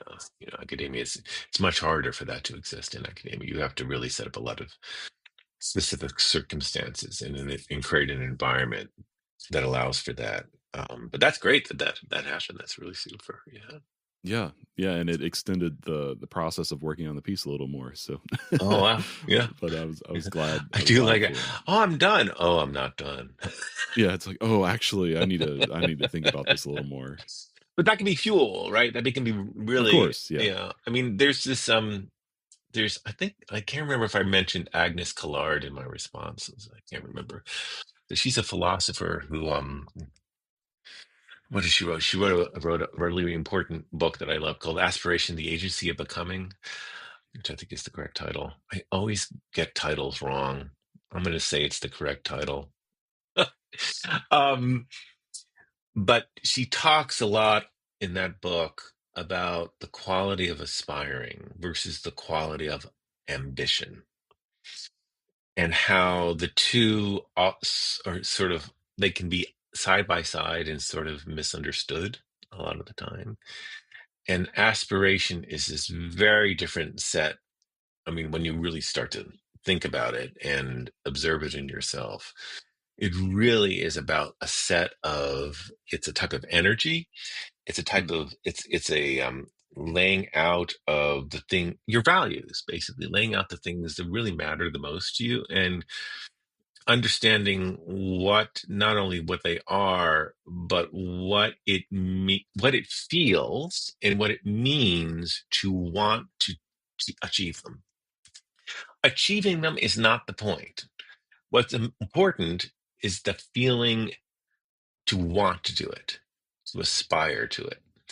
And it's a beautiful book because it really talks a lot about that desire to do more, which often can be, and it can be, and it's not exclusive to, but it can be understood as to do better or to make better. I do like to think that as artists, we are trying to make the world a better place. You know, for musicians, it's in that period of time that the music is happening, the world is better. It's it's slightly it's slightly less damaged, and you feel it a little bit for, you know, there's a type of healing that's happened for that period of time. Tyler here, and if you're enjoying this episode of Music Maker, well, just know that I've got a short form show called Micro Maker. Think of it as a distilled version of these conversations focused on powerful insights that you can listen to anytime.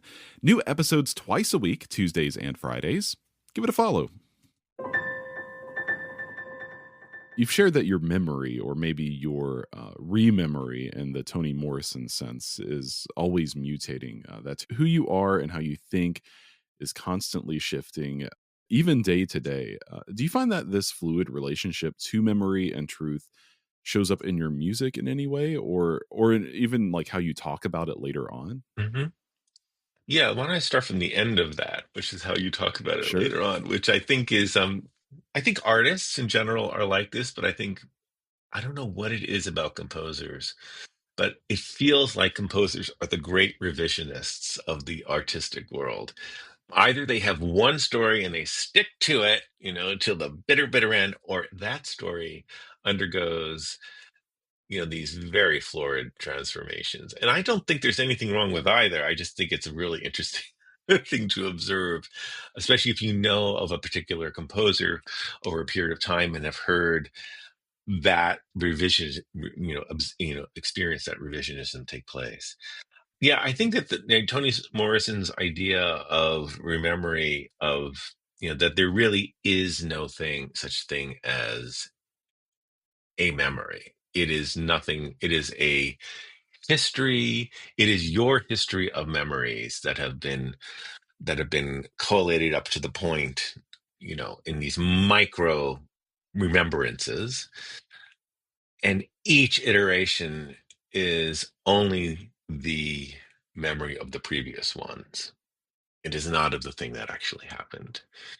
And I think that that is really true. I mean, it sort of explains the shifting nature of memory and what we get, you know, what do we center and find to be really valuable in what are our takeaways that are valuable from the memory and meaningful, and the things that fall away.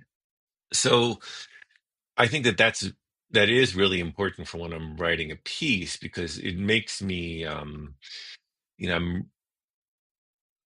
there's certain types of musical apparatuses and mechanisms that, you know, we love to pull out as tools when we're writing a piece, and I try to, when I do use them, and as we all do, I try to think of my usage of them through Morrison's concept of remembering how to use them. So sometimes I will, for instance, I'll think about, if I'm doing a passage where there's a repeated figuration, we'll just get very, you know, nuts and Yeah. bolts, and a repeated figuration, and I want to transform it. over a period of time. And I will think back less to what I was taught transformation was, what those modes of transformation could be, and think more about the way I would do transformation over a period of time up until that point. So that what happens is I start create, and a lot of times, my ideas about, in this case, transformation of a figuration are happy accidents. I inadvertently did something that I did something that I didn't actually mean to do. And because if I'm notating, because I write by hand, and then for instance, I will sometimes, this has happened more times than I care to admit, I will have copied a pitch down wrong. And so Yep. I typically work with, it's completely intuitive, but I typically work with, these very symmetrical interval structures. Once again, we're getting very technical, but I just sort of like the way they sound and how they operate. I like the qualities of them. It allows me to work in spaces, like compositional techniques like canons in a very fluid way. It allows me to really get into the intricacies of what a line is and what it can do.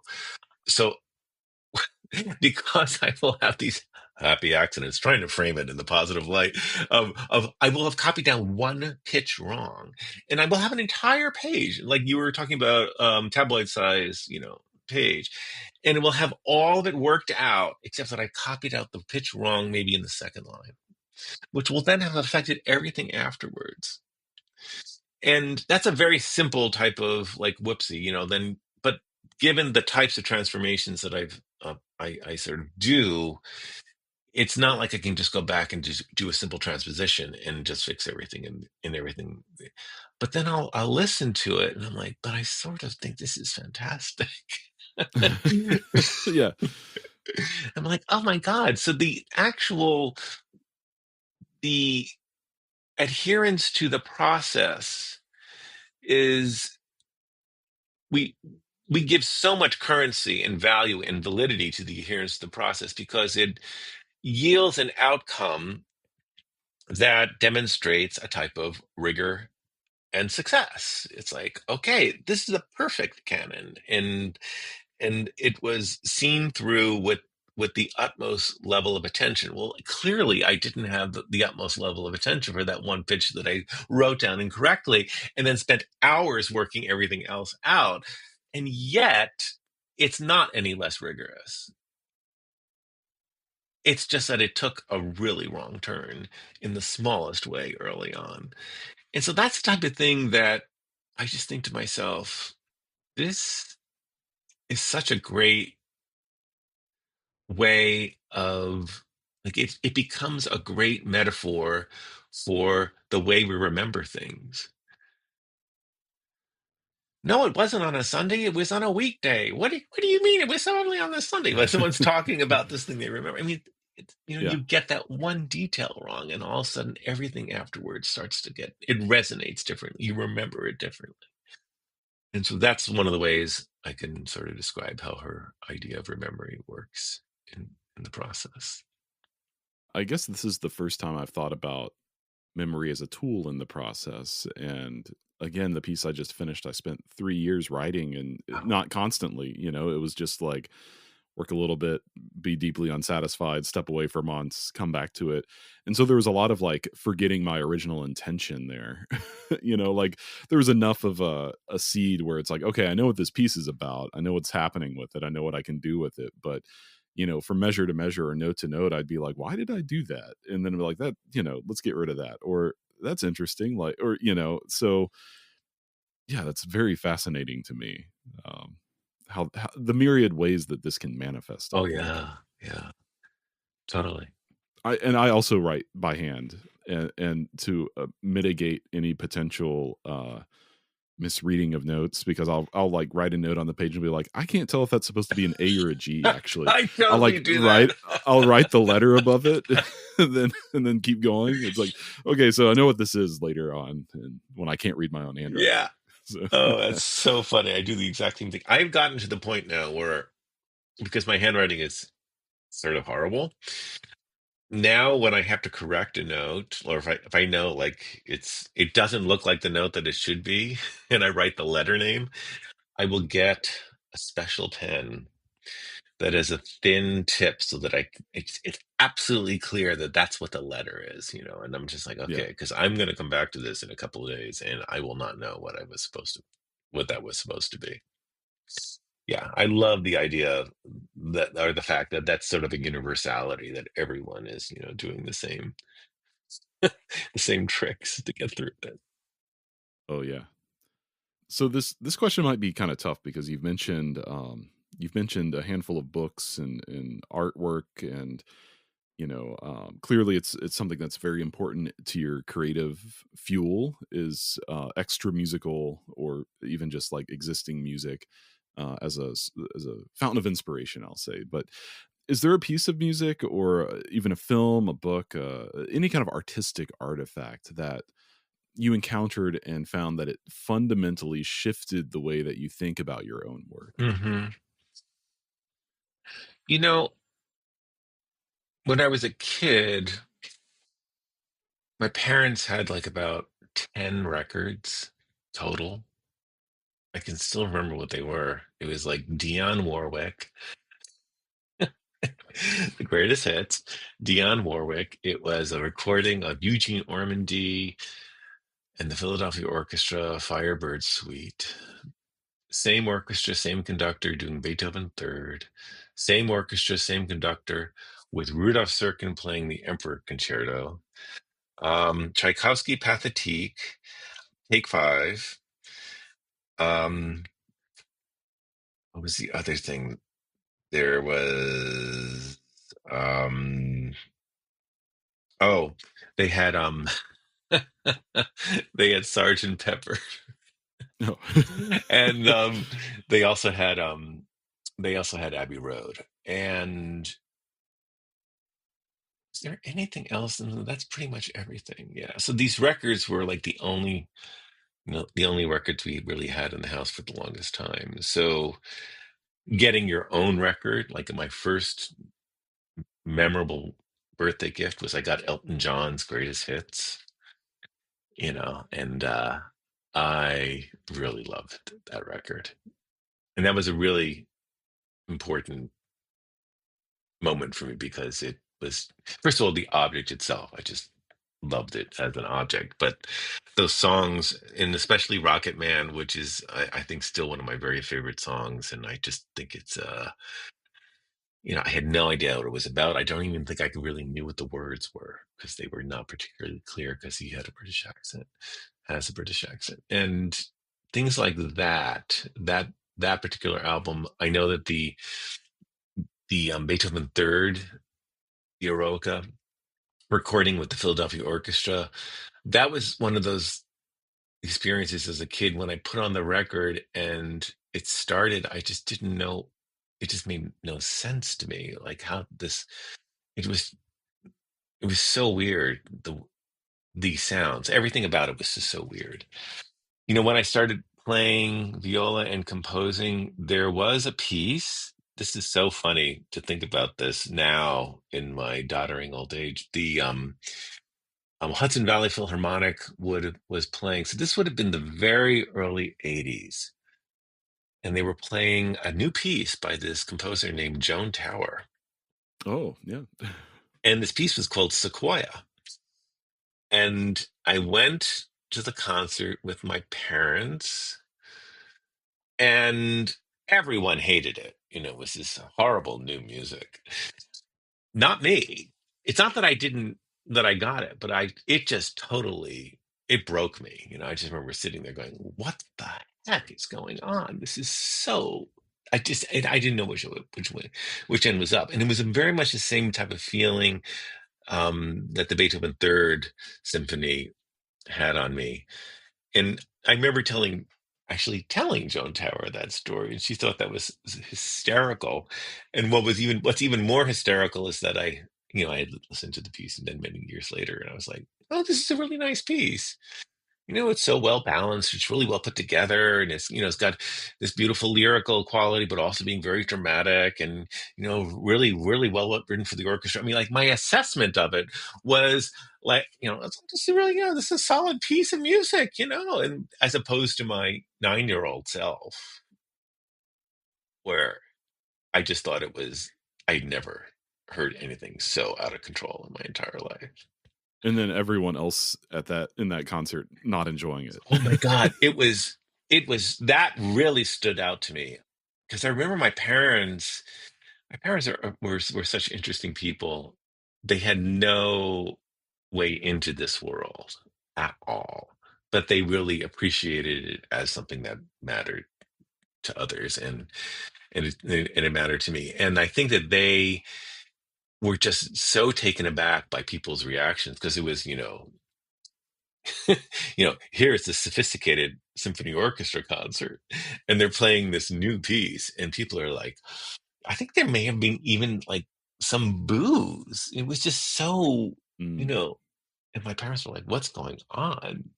They did not know what to do. Yeah, but that was very, very, yeah, that really stayed with me, the negativity of it. And it is really funny that I I got to know Joan a little bit, and telling her that story, and then listening to the piece several times over different periods of my life many years later, just going, wow, it really does not sound like what I remember it sounding like. It's just like a really nice piece. It's a really solid, good, really good piece.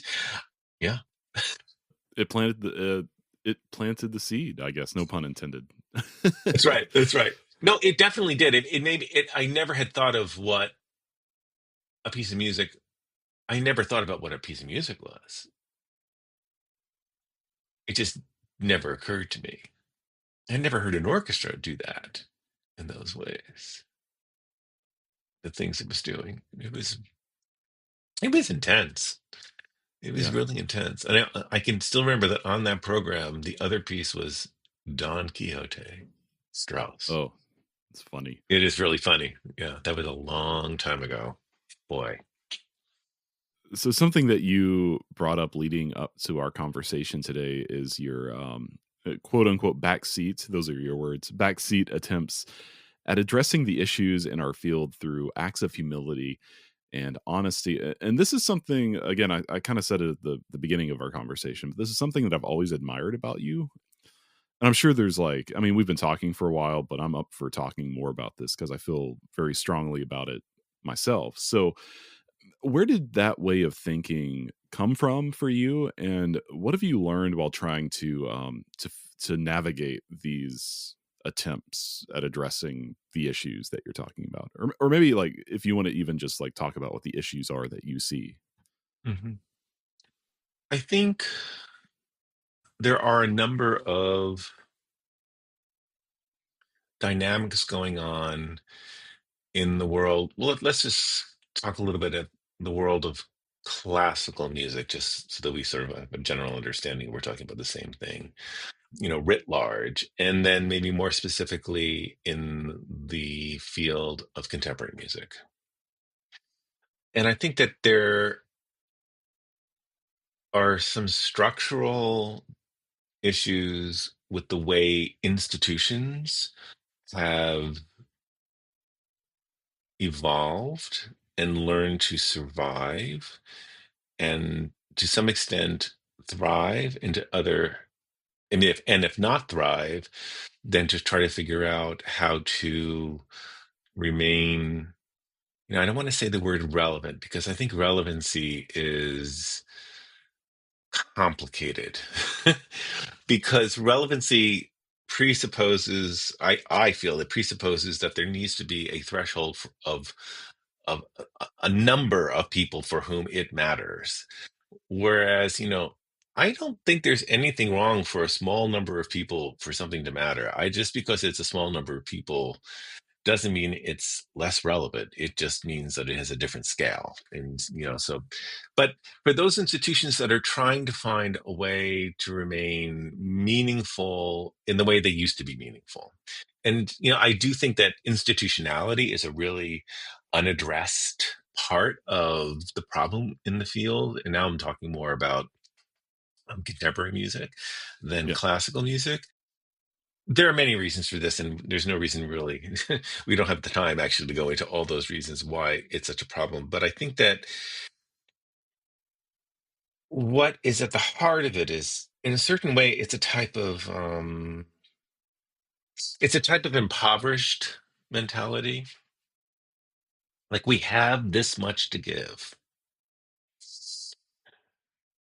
and therefore, we can only give it to the people who are most deserving. Okay, right there, we've encountered our first structural concern, because deserving is that's a nice word of saying the people who are the most talented, who should get it, all this stuff. And I think it's really difficult to unpack that, because being deserving and just being deserving really makes you you have to interrogate the level of accessibility you've had to opportunities, the level of accessibility you've had to expertise, and people in the field who are basically making stuff happen, and the people who are in charge. It's a type of network. If you don't have, if it, it's like the old thing, well, if you're not let into the room, you can't even have the conversation. Okay, that's step one. So access is step one, but just having access does not mean that you get into the opportunities presented to you. Just because you're in the room does not allow that. And I think that there is something much more. It's a little bit more difficult to pinpoint and point towards in that. And my observations over time have led me to believe that it's really about relationships. You have to know the people, and they have to know you. And at some level, they have to believe that who you are and what you're doing is worth their time and energy, and sort of their capital. It is a very top-down structure. I understand why it's a very top-down structure. Like, resources to a certain extent are limited. But if you just look at the most important opportunities that exist for composers today, they have a very high currency and value in the field. And in order to even be considered for them, you have to go through a series of, it's not tests, but there has to be some type of permission that to get past. I did not really realize that, partially because I was already in it when getting. I mean, if you go to Curtis, it's a really weird thing to realize that you are now understood as that person who went to that Mm. place, and that is it's a type of assessment of you, and it does give you permission for things. But I didn't realize it at the time until further down the road, and I was like, well, that's fine. I Yeah. mean, I'm not. I mean, I think I said earlier on, when I got there, I was like, God, there are so many people who are so much better than me, and that always weighed on me. After I left, I was like, why am I being assumed to be this when I already know that there are people who are clearly, at that time, especially, like they had just so much more. And so that's, it sort of started this internal dialogue that I had about how other types of permission were being given. So, for instance, things like the most important opportunities that I've been extremely privileged and fortunate to have, like going to Rome and part of the Rome Prize. That's sort of crazy that happened. But I don't think it could have happened had all those other things, going back to like just having that on my resume. I really don't, and I feel weird even saying it, but I think it was sort of. I think that was part of the decision. I don't know how, but I do think it was because it's not a transparent selection process. And I guess it was after going to Rome, which was, and I want to be perfectly clear, the most amazing year of my life creatively. It was beautiful. And the people I met there are we're all very, very close friends. And I think that we are all it was a very unusual year because pretty much everyone was there. We did not expect that we would be there. Like genuinely did not. And it was like we did not take anything for granted.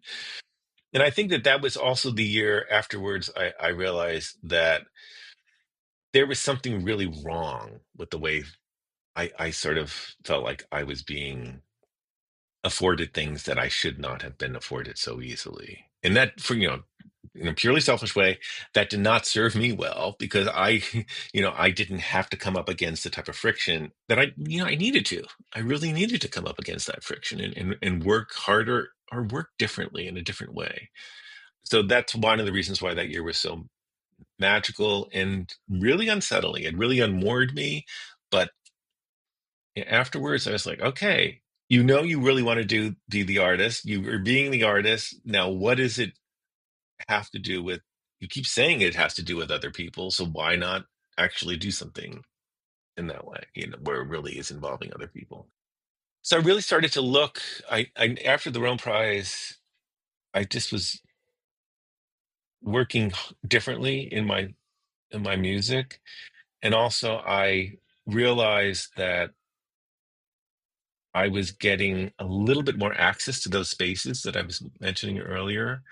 And I observed that I was like, I don't understand how these decisions are being made. I just don't, it just didn't, it felt very, very uncomfortable. And so I would gently push back. And that was illuminating because there's always a very good reason why things, and I'm talking as if I'm being replied to.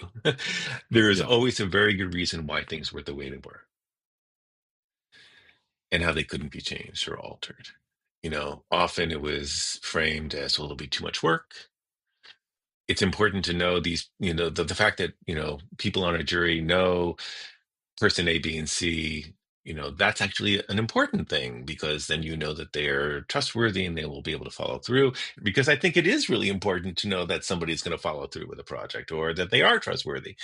But that already has set in motion a set of decisions that will be made whereby somebody you don't know has not been afforded the same permission and they can't get there. They cannot get to that point. There's no mechanism that affords them that opportunity. It just does not exist. So, trying to have those conversations with those institutions has been very interesting. I have come to believe the only, we've talked a little bit about, I've mentioned a little bit about how I really feel like there are sort of like these inherent issues and flaws built into the way the structures work and the operations. But I do think that radical transparency is the only way. And I know it costs more. B, it means more work. C, it means that people who are in charge will eventually, because I have a very clear idea what that looks like. It means people who are in charge will have to secede power and say, okay, I've been in charge of this and I have a lot of expertise. I have a lot of excellent connections in the field. Um, my opinion means a lot because it delivers, but I'm going to have to step down and have somebody else take that. It means to rotate. It's really hard to let go of things. As someone who had to let go of things, it's much harder than you realize. So, things like that. I think that type of having very transparent rubrics that are made public, some type of record that is a document or a record of the steps that were involved in the decision process. I live in San Francisco, and the San Francisco Arts Commission here, I applied for a grant several years ago, and they have this amazing process. They broadcast, live stream, and record and make available to the public to view the entire adjudication process through all the Mm. rounds. So you get to hear the conversations, and everyone gets the same amount of time to talk, and everyone has to talk. So that means that everybody who's doing the adjudication has to review all the material, has to have a conversation about it. If there's any conflict of interest, they have to recuse themselves. They are physically removed from the actual conversation, so they can't even be in the room. Their presence would be a bias. I just thought, this is an amazing. I mean, I know it's resource rich and it's really labor intensive, but I completely also just hearing people talk because they know they're being observed. I was like, that's the way it has to be. All the other reasons and arguments I've heard why it should be otherwise, I respect and understand. I just don't think they can remove the flaws. They can't minimize those flaws. I just don't see it. And it's not that I think people are bad or or doing things in a way that's meant to be harmful. I just know that it has a type of passive harmfulness and damage. There's so many thoughts running through my head that I'm going to try to pick one so I can stay focused and pick one or two. But I think everything you just said is so important to acknowledge. I think it should be acknowledged more broadly by more people. I don't think that it is. And, I think speaking for myself as someone who has the privilege to curate, my radio show and this podcast and the people, I've been very deliberate in like who I have invited on to talk with, and being able to translate my frustrations as a young composer trying to like build a career and noticing these things. And thankfully having I know not everyone has an outlet like I do, or some people don't think about it, which is fine, I guess. Maybe not. But just noticing like, okay, this person has their music played by like every orchestra. Like there's all kinds of like composers who could be commissioned in the United States, but it's like the same limited number still Mm. of people, or plug in XYZ Mhm, prize. It's like it just seems like the same people kind of. mhm, I think it's gotten better in the past few years, but mhm. at any rate, I kind of saw this and it's like, okay, this kind of sucks, as I'm trying to apply to things. But thankfully, I have this platform, and so I'm very deliberate in I want to find the composers who I've never heard of. And I've said this on the podcast before. The composers I've never heard of are usually writing better music anyway. That's my subjective opinion. But it's like, we all have our own, kind of thinking about it through the lens of the podcast. We all have like our stories to tell and perspective. And, if I can, in my small way, if I can like give someone a boost that they wouldn't get otherwise, that feels important. That feels like important work. Yeah, And I think we could all maybe explore like the ways we can do that, like I won't name any names, but one of these, I'm not even thinking of a name, but for a composer who gets their music programmed by, a major orchestra every season, or, X amount of times a year, even, the difference between that and me, who I've never had a major orchestral performance, like that difference is huge. And I know I'm not alone, I'm just right, speaking from my own personal experience. right. So Yeah, it's not just huge, actually. It's not just huge. I'm sorry. Because I think it's in fact a detriment to everyone involved, even to the person who's having their piece performed, even to the composer who's being programmed. repeatedly by an orchestra over year after year after year. I think they even have a detriment, quite honestly. There is a very odd dynamic of, I think I brought up friction earlier. Yeah. You cannot live in a frictionless creative space or even society. I mean, I understand that we really are in a time where people want to reduce the tensions and, and just sort of bring everything down. But I think that the point of those types of tensions and types of frictions is not just to solve problems and to work harder, but it's to find out that there might be better ways of living in the society and ultimately of therefore making music, in our situation, making music differently with, just making music differently. I think it just has to be that simple, that are never allowed to be explored because there is no opportunity for them to even get to the form of a regional symphony orchestra, let alone a major symphony orchestra. That would be just sort of like, asking for angels to come visit you, at Right. Right. breakfast. It's not going to happen. And I think that that's extremely difficult conversation to have because it is really starting to involve economics. How do you promote people that no one knows about? I have some very strong opinions about why that is the wrong way to think about it, because there are plenty of situations where I've been in an audience where it's filled and the people that are on stage are basically unknown, yet the people in the audience are there and they didn't necessarily know who they were. It does help. I'm not going to say it doesn't help. Of course it matters, but it's not binary. It's just not all or nothing on one side or the other.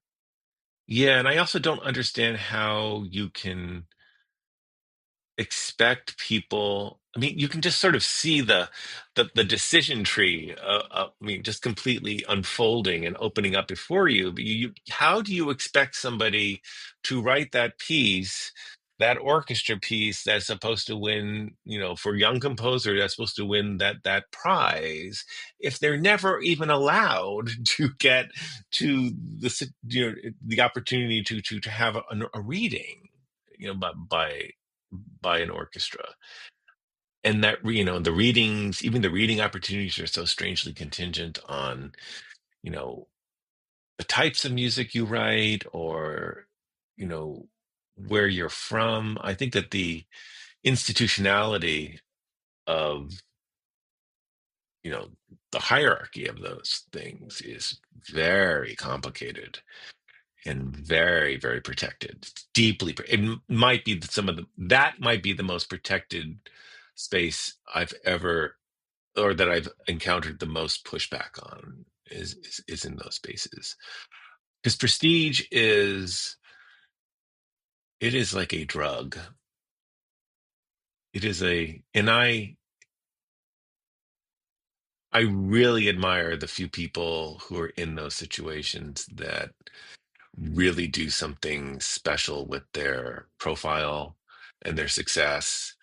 And I guess they use their prestige for, it's sort of like they're using it for the good, but they're doing it more than for the good. They're using the prestige as a tool to open up for others rather Yeah. than to save it for themselves. For sure. For sure. So, like I said, I feel like we could probably talk for another whole like podcast episodes worth about all of what you just said. So maybe I'll shift gears just a little bit and just kind of acknowledge, like, I guess in response to the issues you were just describing, you've done so much personally to create space for other composers, whether that's through Pathways or the Left Coast Commissioning Fund or the Farewell Tour Project, and I'm sure that list goes on. So, I mean, what is it that exactly that drives that part of your work, and what keeps you saying yes to that kind of effort? Well, I think it can't be underscored that growing up gay is not, especially in some place like Poughkeepsie, in in the late 70s and early 80s was not,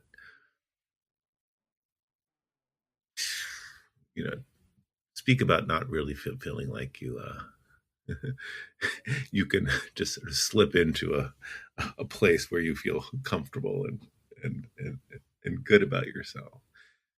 Interestingly, my family, most of my family still lives in the Hudson Valley, or they're just only now starting to leave. And I was visiting my father over the last several months and would go back to Poughkeepsie a couple times a month over the weekends. Not a short trip. But just being back there was one week where there was one period where I was there for a whole week. And over the course of the week, I realized I have not been back to Poughkeepsie for an entire week since I was left. Yeah. Because once I left home, I never really went back. And just being there for that week, I looked really closely and felt really closely, what it was like to be back there now, many decades later, and how it really felt like it had not changed, although I know it has changed. So emotionally, it was a very different feeling as opposed to physically how it actually was.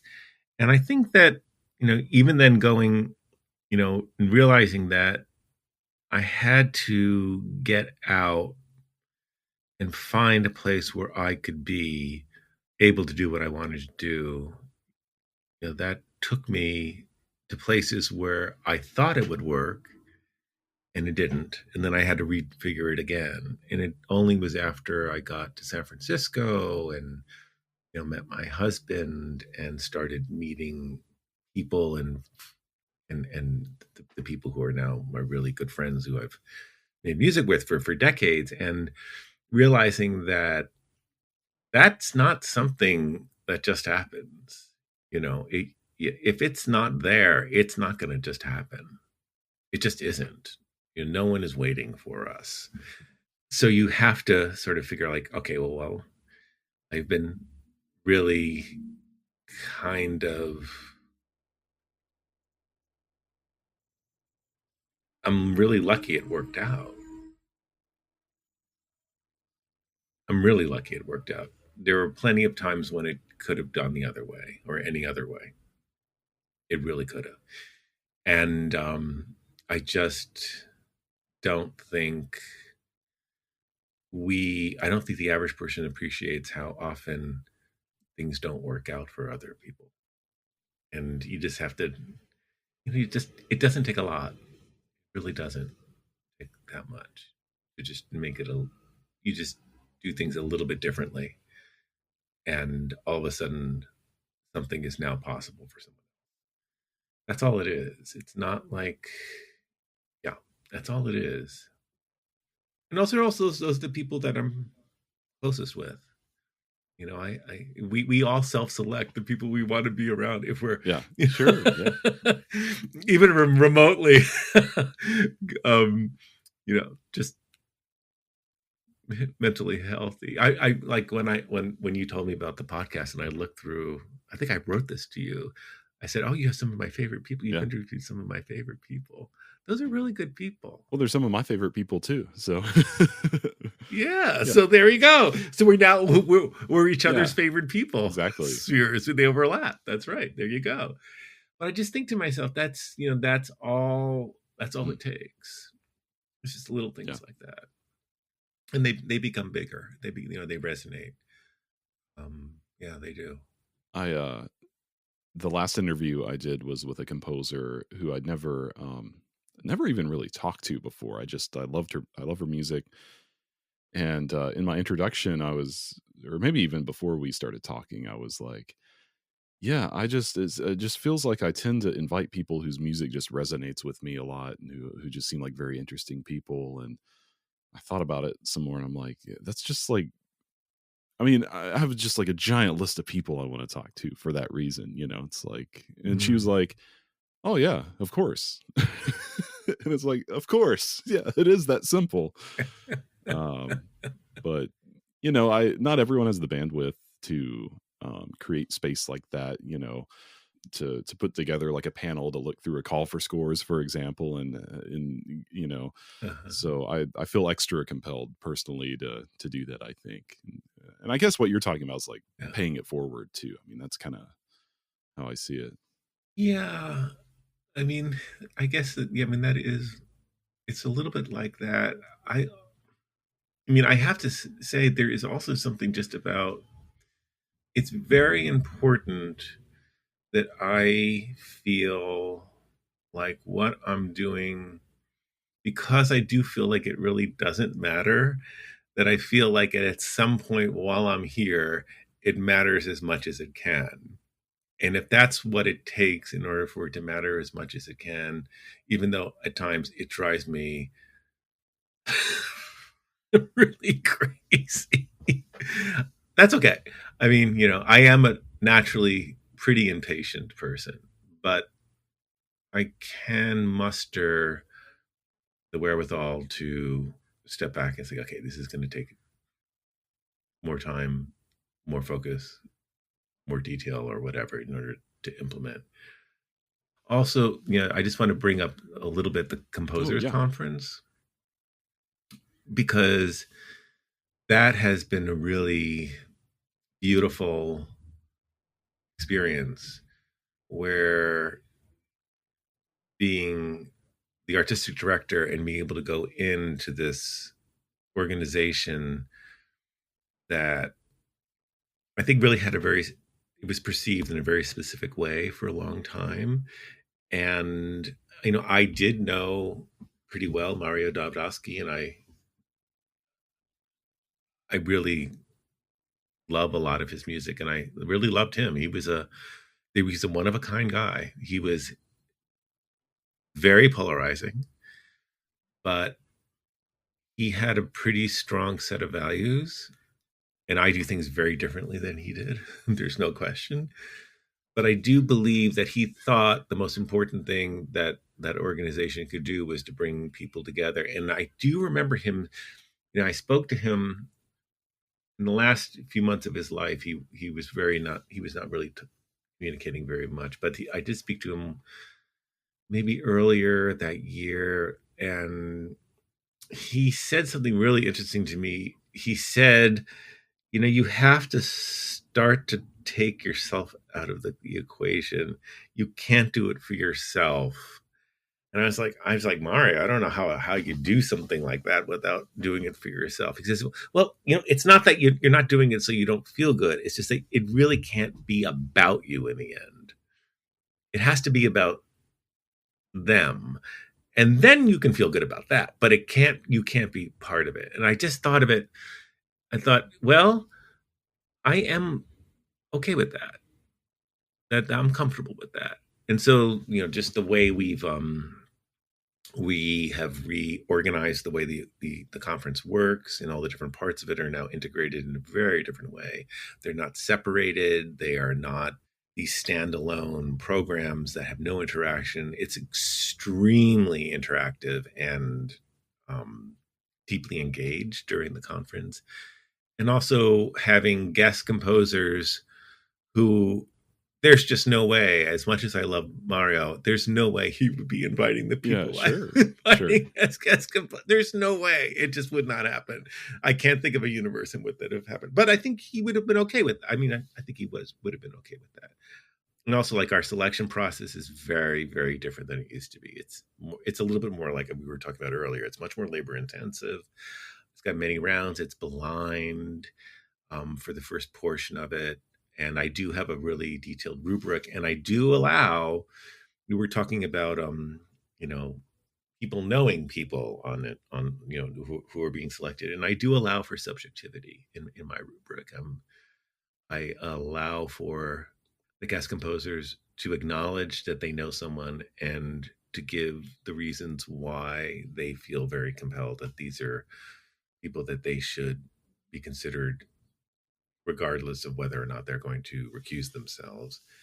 And because I don't think discarding subjectivity is a solution either. I mean, you've got to, it's everything is a very delicate type of engagement.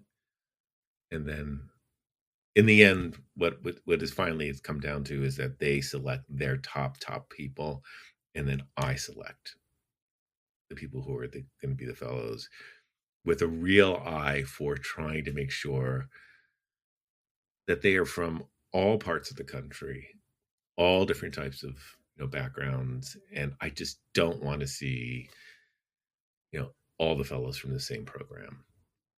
It serves no one. So getting into my final set of questions, these are questions I ask everyone just to kind of tie up the conversation, hopefully with a nice bow. Starting with, what do you think you'd be doing artistically or otherwise if it weren't composing? And I also have to acknowledge in this question that you'd mentioned that you went to school for something that wasn't music for a year to kind of satiate your parents, but you never said what that was. So I don't know if that would be the answer to this or if it would be different now. Yeah, it would definitely not be the answer. Yeah, I was thinking at one point, I'll go into well, at the time there was an emerging field called bioethics, which is now there is quite a bit, and I thought bioethics, and Hopkins had this new bioethics program, so I thought it was really cool. But I would not go into bioethics. Yeah, I think I would do some writing. I would be a writer of some sort. Probably, I'm really into film and movies, and I think that in a weird way, I identify with what happens inside of a film much more so than what happens in a lot of music. I just find films fascinating, and I think I would really be interested in like some type of combination of like critical film theory with queer theory and just writing about that. I mean, stuff that's completely has no utility whatsoever in our society. And it would either be that, and in all honesty, the other thing would be like I would probably something like be although I don't know how many of these jobs are going to be left, but I would be something like a work for the National Park Service. Yeah. What are you trying to get better at in your creative life right now? I think being patient and being honest about why I need to be patient. Because if I can do that, then I can focus, then I can listen, and I can hear what I want and how to do it. I can actually hear how to do it. I don't have to think about it. I just do it. And I think that it's simply that. That's all it is. Patience is something I've been thinking a lot lately in my own practice. So out of my own curiosity, I mean, it sounds like when you say you're trying to be more patient, it sounds like it's related to process, the act of composing itself, or is it also in your music? It's like in the pacing of your music, for example. I don't think it's a micro understanding of patience where I sit down and I need to be patient at this moment. I think it's more of a type of patience that whatever I'm doing now, I need to be patient with myself that in maybe a year or two down the road, it will have these downstream resonating effects that are going to reveal to me the thing that I sort of have a sense of what is possible, but only happens and can only happen with the benefit of having the time to do it and letting it unfold in that way. You can't sit down. I mean, we can be all taught how to write and do something, but you can't be taught to sit down and write this idealized, quote unquote, best piece that we want to write. That does not exist. What exists is the piece that you feel prepared to write at that time that you are writing it. And that just takes time, and you have to be patient. I really, like I said, I'm pretty impatient, and I really want things to happen. But I know that once I am impatient with myself, it becomes very blocking and sort of distracting. I completely feel that. Yeah. I know exactly what you're talking about. Is there a tool in your creative practice that you think everyone should know about? And that could be a physical object, it could be a software, it could be a process that you use. I mean, it's pretty open ended. A couple. The first has nothing to do with actually making anything. It just is like getting out and walking and just trying to clear your head. I think that that's one of the best ways of preparing yourself to then come back to a space that you could be as fully present and creative in. The second thing is, I have found that if I can I find this with the people that I work with, like my graduates and undergraduate students, that if I can get them to sing, I don't really care what it sounds like, but I do care that they're trying to sing what they are audiating, and just so that they can feel what that's like and hear then what it's like as they're feeling it. It's like the effect on their music is all of a sudden their music just sort of opens up over the course of time. And what I mean by opens up, it's like what they're telling me and what they're showing me on the page is much more aligned than when it's just words. Yeah. And Right. just notes on the page. Because I'm relatively, I should brag a little bit about it. I mean, I'm pretty good at audiating. I've got it's just one of the things I'm really good at. It's one of the few things that I actually feel extremely confident about. There aren't many things, and that's one of them. So I can like look at a score and I can hear a lot of stuff. I have perfect pitch, which is not unhelpful in a certain way, but unhelpful in other ways. And I can sort of get it. But it took me forever to realize that what I was audiating was so stuck up here in my head. And then when I just started to, when I was playing much more, it was easier. But then it was when I started singing much more regularly, it was really illuminating. I was like, oh gosh, why did I not do this sooner? Yeah. There was a really funny thing. I won't go on about this, but there was a really funny interaction or experience. It wasn't an interaction, where I had a piece that was being workshopped and then ultimately performed. And the person who was in charge of the entire project was Gusty Thomas. And she just screamed from the back of the hall to me. She goes, "Kurt, just sing it." And so I was like, I just thought, oh my God, I can't believe I'm about to sing in front of these people. And then I just sang it for them, which is, of course, it's a no-brainer. It's a no-brainer. But they totally got it. Once they heard it, they were like, oh, that's what you meant. And I was like, yeah, it really does solve a lot of problems. What a great tool. Yeah. I think I'm going to steal that one. Yeah, that's awesome. So my final question, and I'll acknowledge before I ask this that we have waded through some deep waters, so maybe you've already answered the question at some point, but what is something you've never had the chance to say about your work but have always wanted to share? Yeah. I don't know how to answer this. I really don't know how to answer. It's very old school as I'm thinking about this, because I did think about this question quite a bit, and I was like, I just don't know. I mean, there's really nothing I ever want to say about my piece.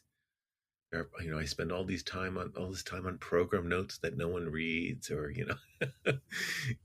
or my little pre-concert comments that don't really matter.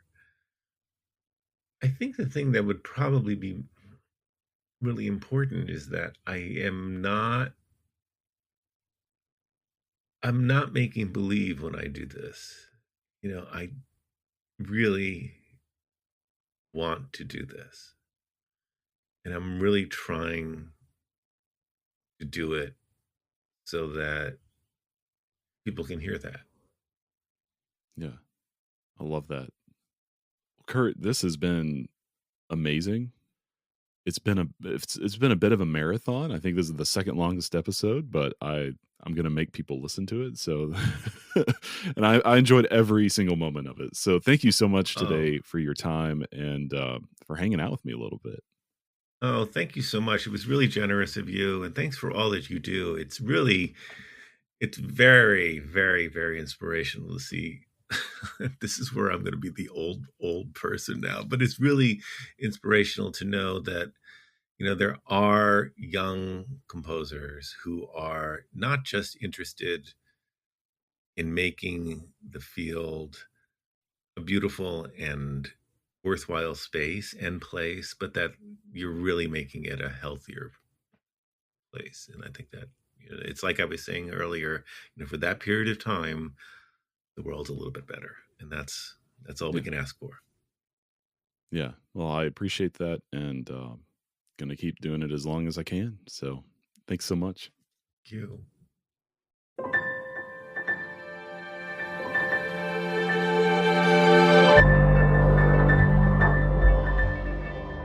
Big thank you to you once again, Kurt, for joining me on this episode of Music Maker. I just loved hearing how collaboration, also process, and maybe most importantly, sincerity guide Kurt's work, and how embracing what might look like failure can point the way toward beauty. You can learn more about Kurt and his projects through the link in the show notes. I'm Tyler Kline. Thank you, as always, for joining me for this episode of Music Maker.